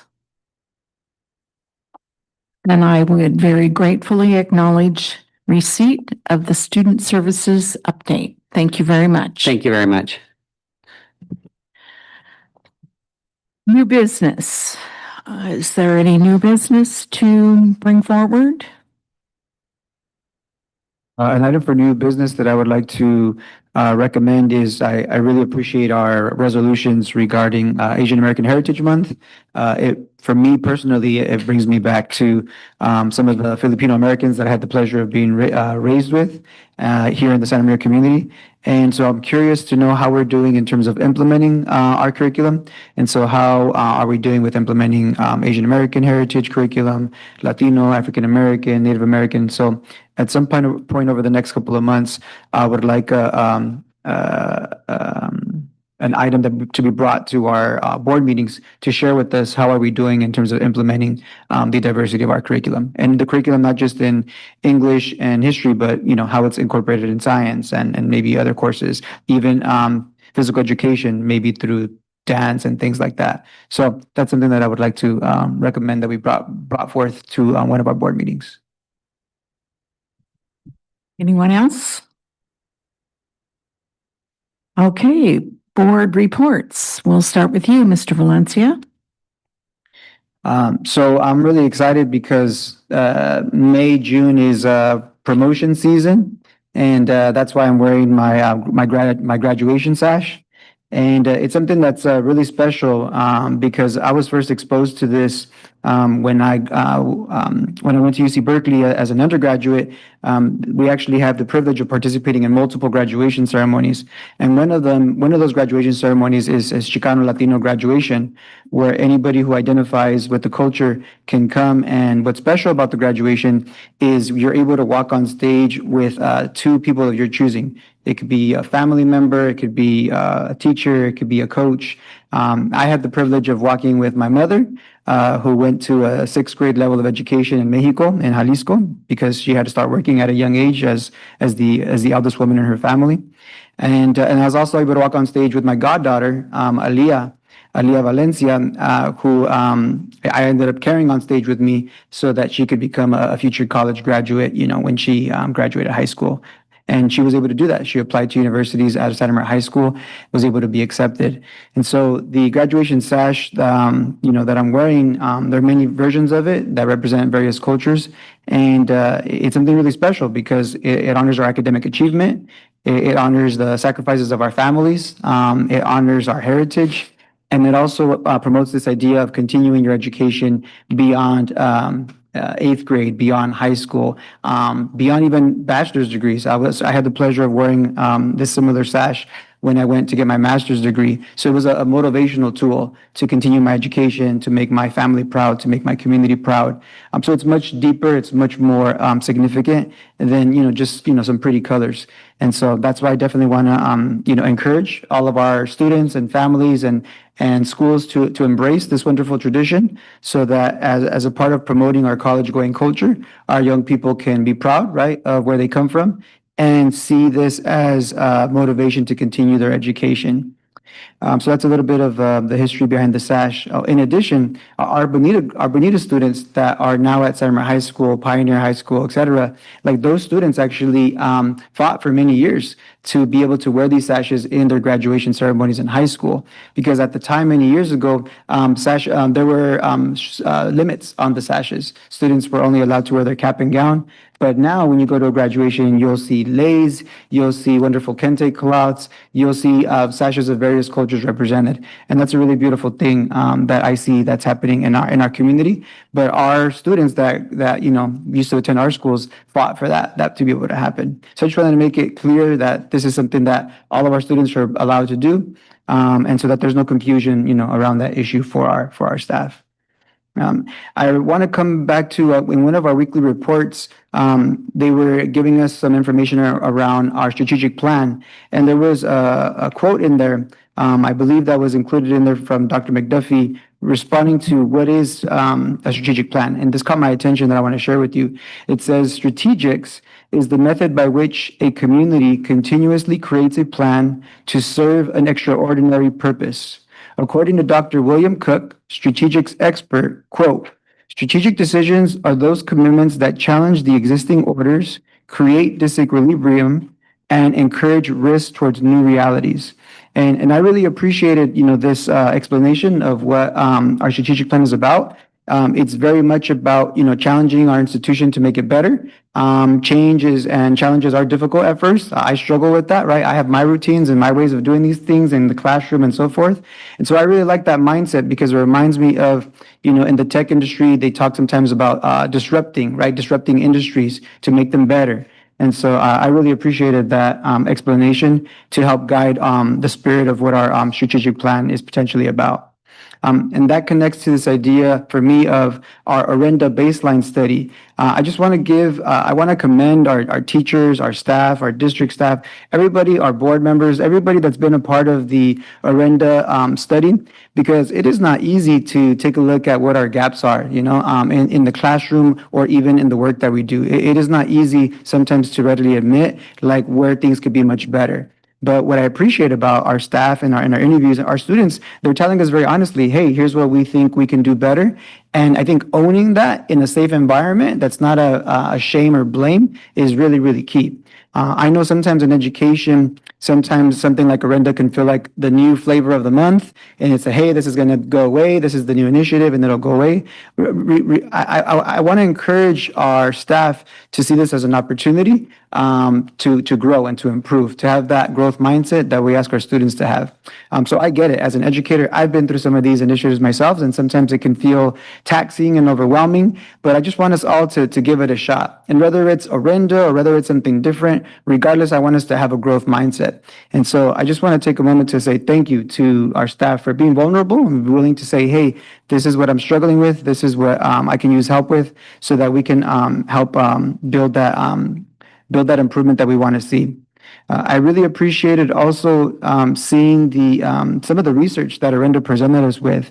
And some of our students, when they reach our high school district, they shared the following data with us, and all of us have access to this. And so I want to share this with you.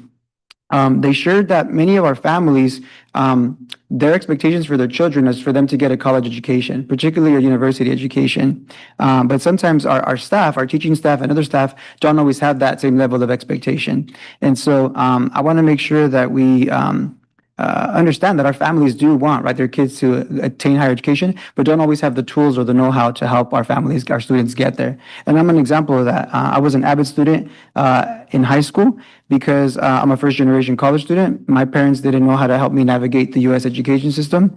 They went to sixth grade in Mexico, so they didn't even graduate from high school, let alone an American institution. So I needed a lot of help to help me figure out which classes am I supposed to take?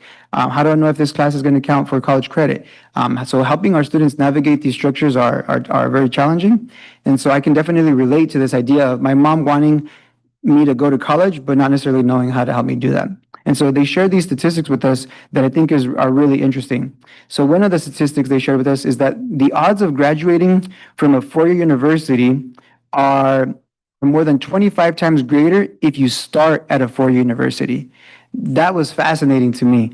And it's, I guess, a good case for why, if our students are eligible right out of high school to go straight to a four-year college, why they should potentially do so.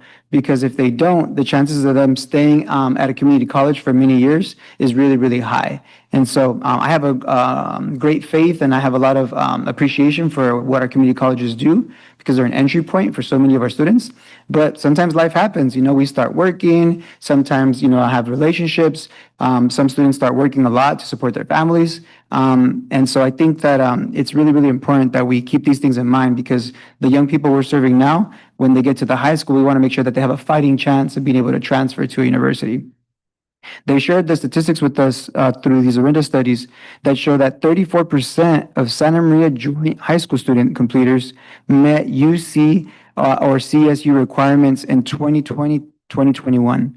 That essentially means that only a third of the students that were in our system end up being eligible to apply to a four-year university, that they actually completed the requirements.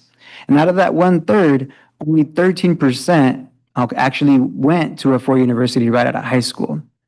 And about 51% ended up starting at a community college. So I think these are some really important data for us to chew on, to digest, and to think about how we create that college-going culture for our students. One of the other things that they shared in the Orinda research is that when applying the community college transfer rate, approximately 26 of the approximately 700 students enrolled in community college will go on to complete a BA or a BS. So that's 26 out of 700 of our students, right, that leave our system. Only 26 out of 700 that actually end up completing, their bachelor's. And so that's a very sobering statistic that I hope to remind us of our why. I appreciate what Mr. Palmerson was saying around that why, right? This is my why, right? Why I come to these board meetings, why I ran for office, why I come here every day to do my best to inspire our students and staff, is we know many of our young people are still struggling academically for many reasons, and we're here to support them. So that is some of the things that I wanted to share regarding the Orinda research. I wanted to give some props now to our Tommy Kuntz robotics team, which are competing in the World Championships. We had the pleasure of seeing some of their work here a couple of board meetings ago. And I'm just so proud that our young people are competing on a world stage. I saw a press release that talked about how, there's thousands of these programs throughout, I think the nation. And our team was one of the few that was chosen to compete at this level. So it's amazing what our young people can do, right, when they have the right support and when we invest in them. So major props to those young people. I also wanted to congratulate our AVID students and our AVID teachers from El Camino who competed in the Santa Barbara County-wide there was a poster competition, I believe, bringing awareness around air pollution. So I wanted to congratulate those students and those teachers. I also wanted to mention that I attended recently the State of Education by the Santa Maria Valley Chamber of Commerce. And I appreciated Dr. McDuffie's summary of the event, where he states that, the event was a strong reminder that while our districts may differ, we are united in advancing equity, excellence, and opportunity for all students in our region. So I really appreciate these opportunities for our various schools to come together, share our whys, and share what we can do better to improve the education of our students. At this event, I had the pleasure of meeting two young women who actually are training our staff around awareness on how to better support our Indigenous families and students.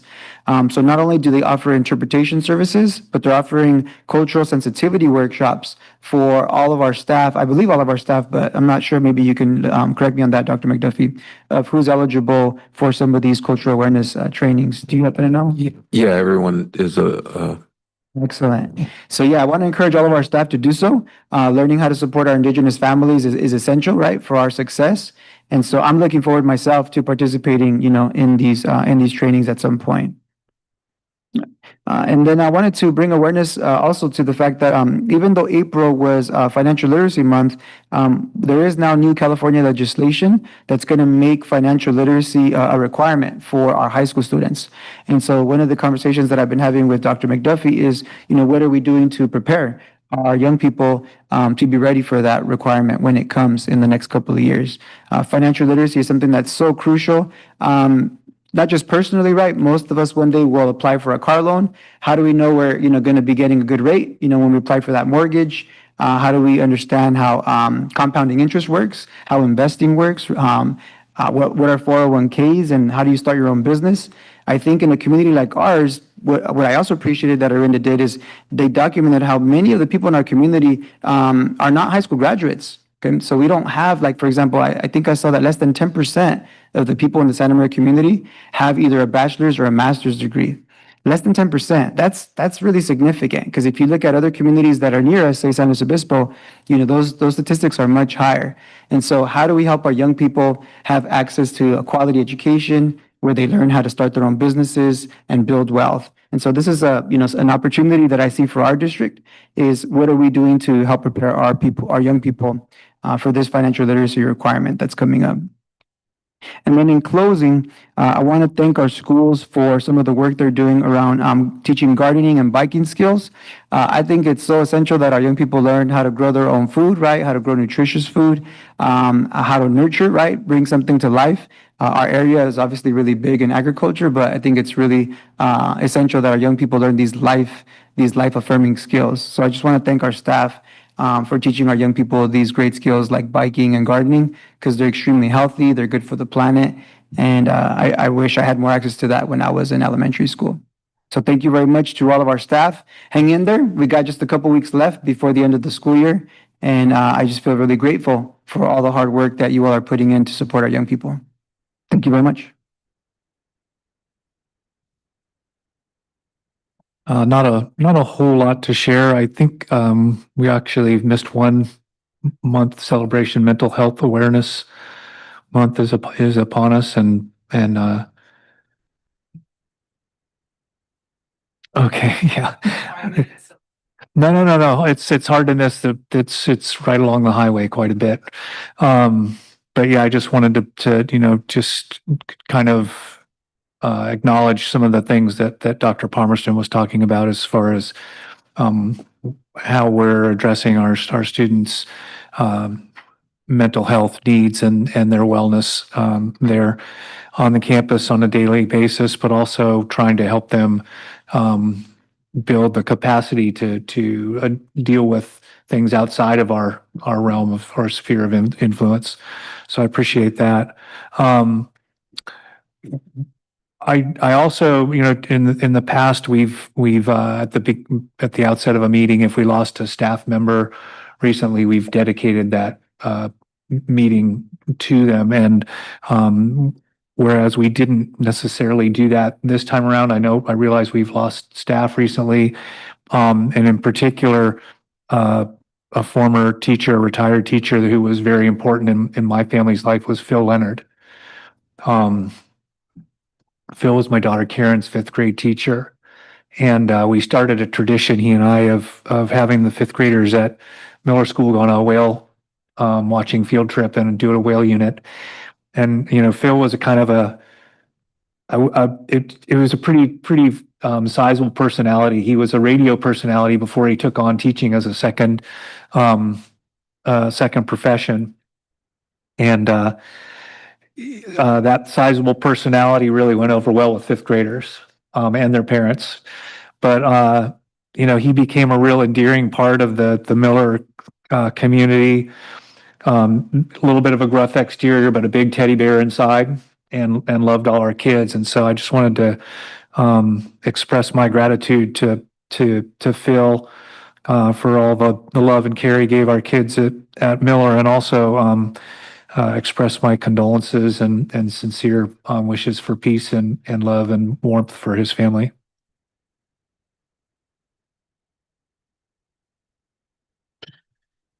Well, I went to Oakley School last week for open house, and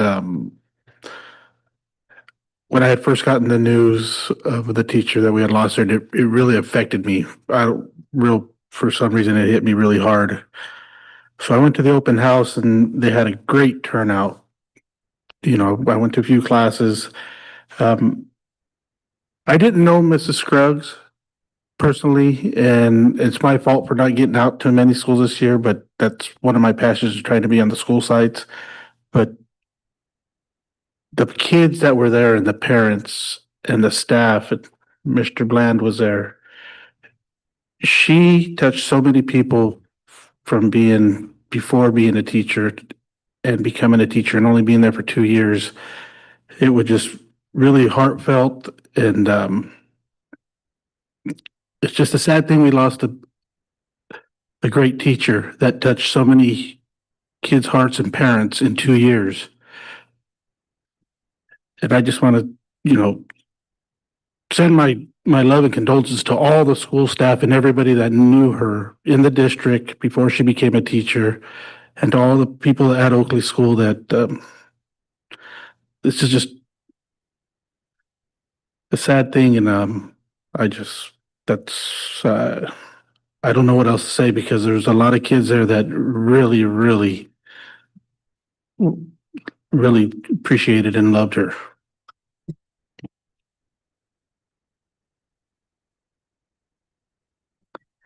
Yes, I wanted to also acknowledge the passing of Mr. Leonard and one of our very own staff. Condolences to all of their families. And it is an unfortunate situation, but like many things, it is part of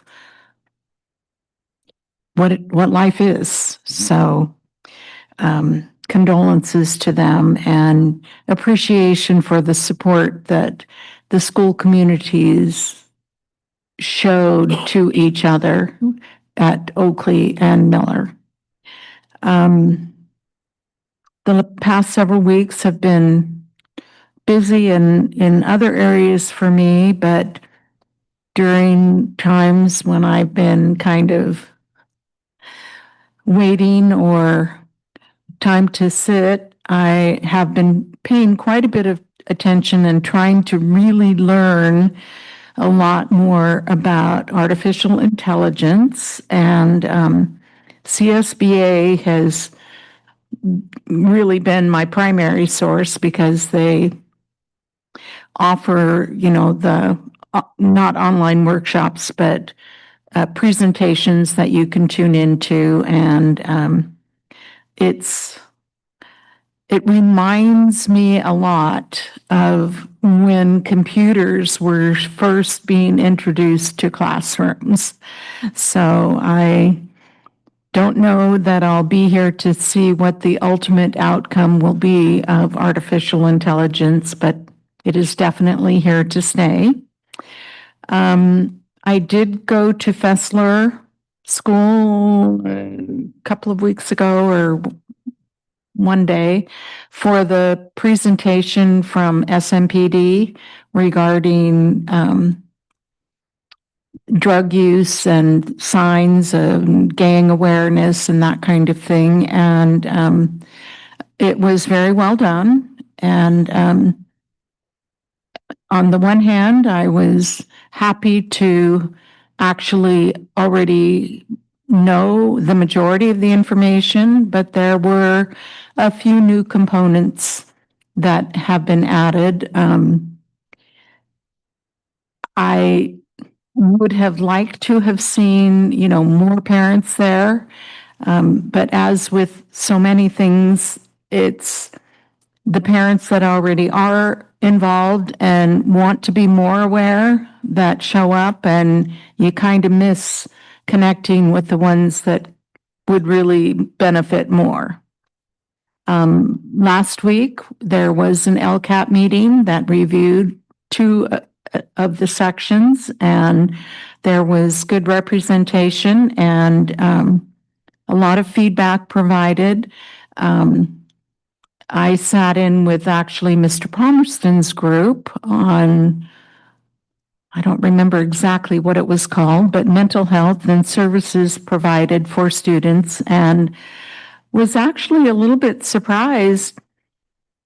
There were 2 or 3 parents in that group that really had a high level of concern over bullying. So I'm going to kind of pay attention to that and look into the second step program that is being used. And again, it goes to the effects of it on mental health, on student attendance, on peer interaction, and all of those other things.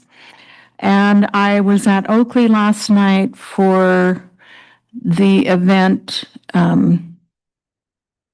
it was coordinated through the family outreach and involved activities and food for each of our cluster groups.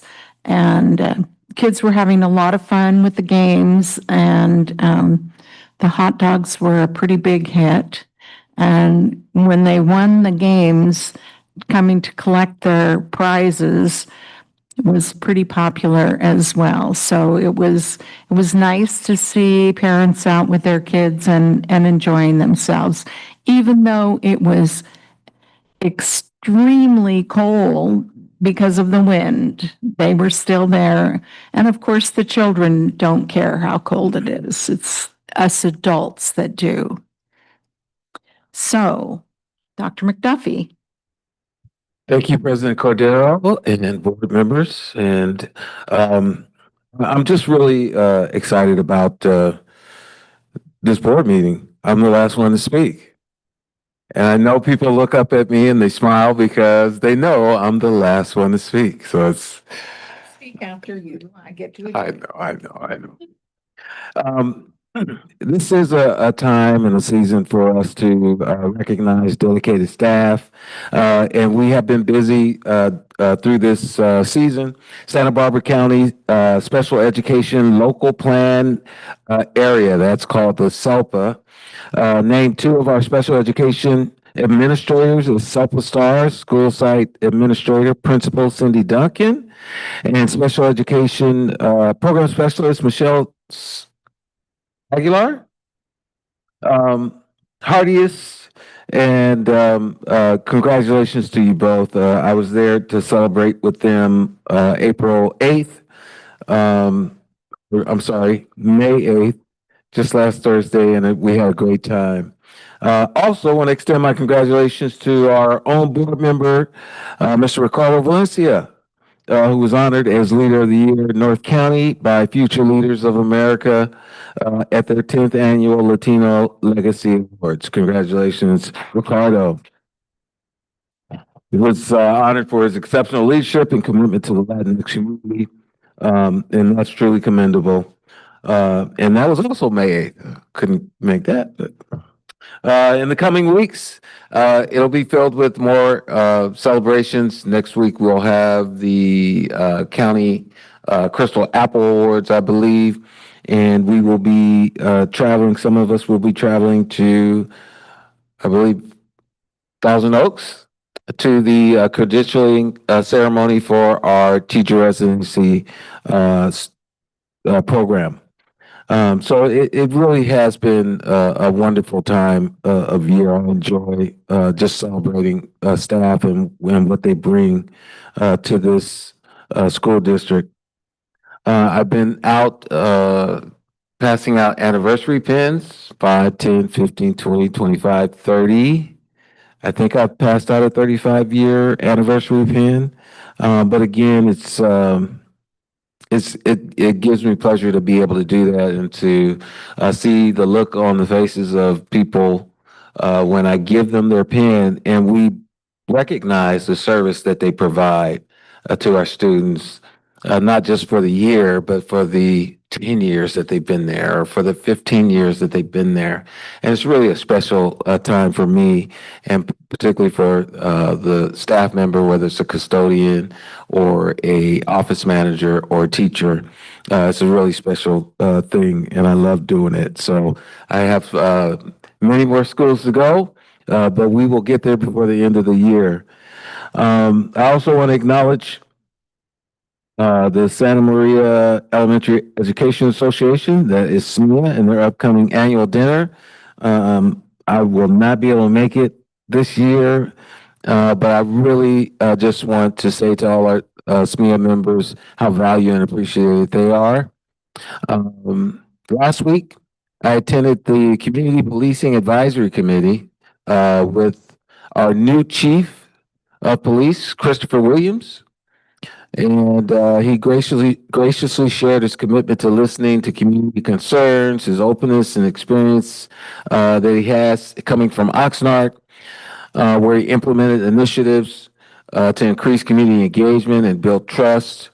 It was a really good meeting with other community members of Santa Maria Valley, so enjoyed that meeting and working closely with Chief of Police Chris Williams.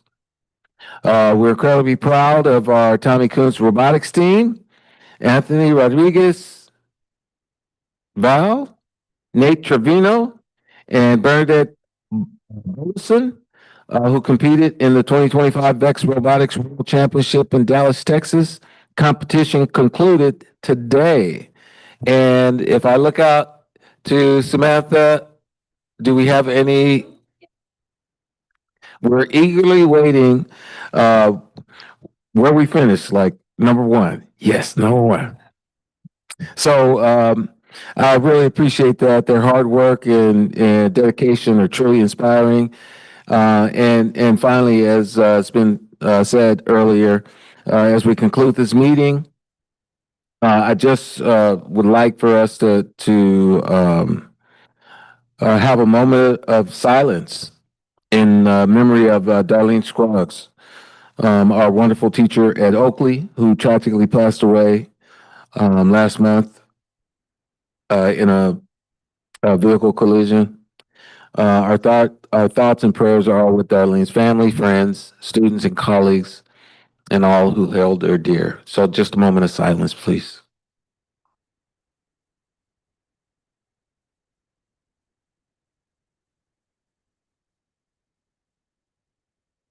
Thank you. That's all I have. Once again, thank you to everyone in our school community that works so very, very hard to keep everything running as smoothly as it possibly can and in supporting every single one of our students. With that, our next regular school board meeting will be held on Wednesday, May 28th at 6 p.m. And that concludes our meeting.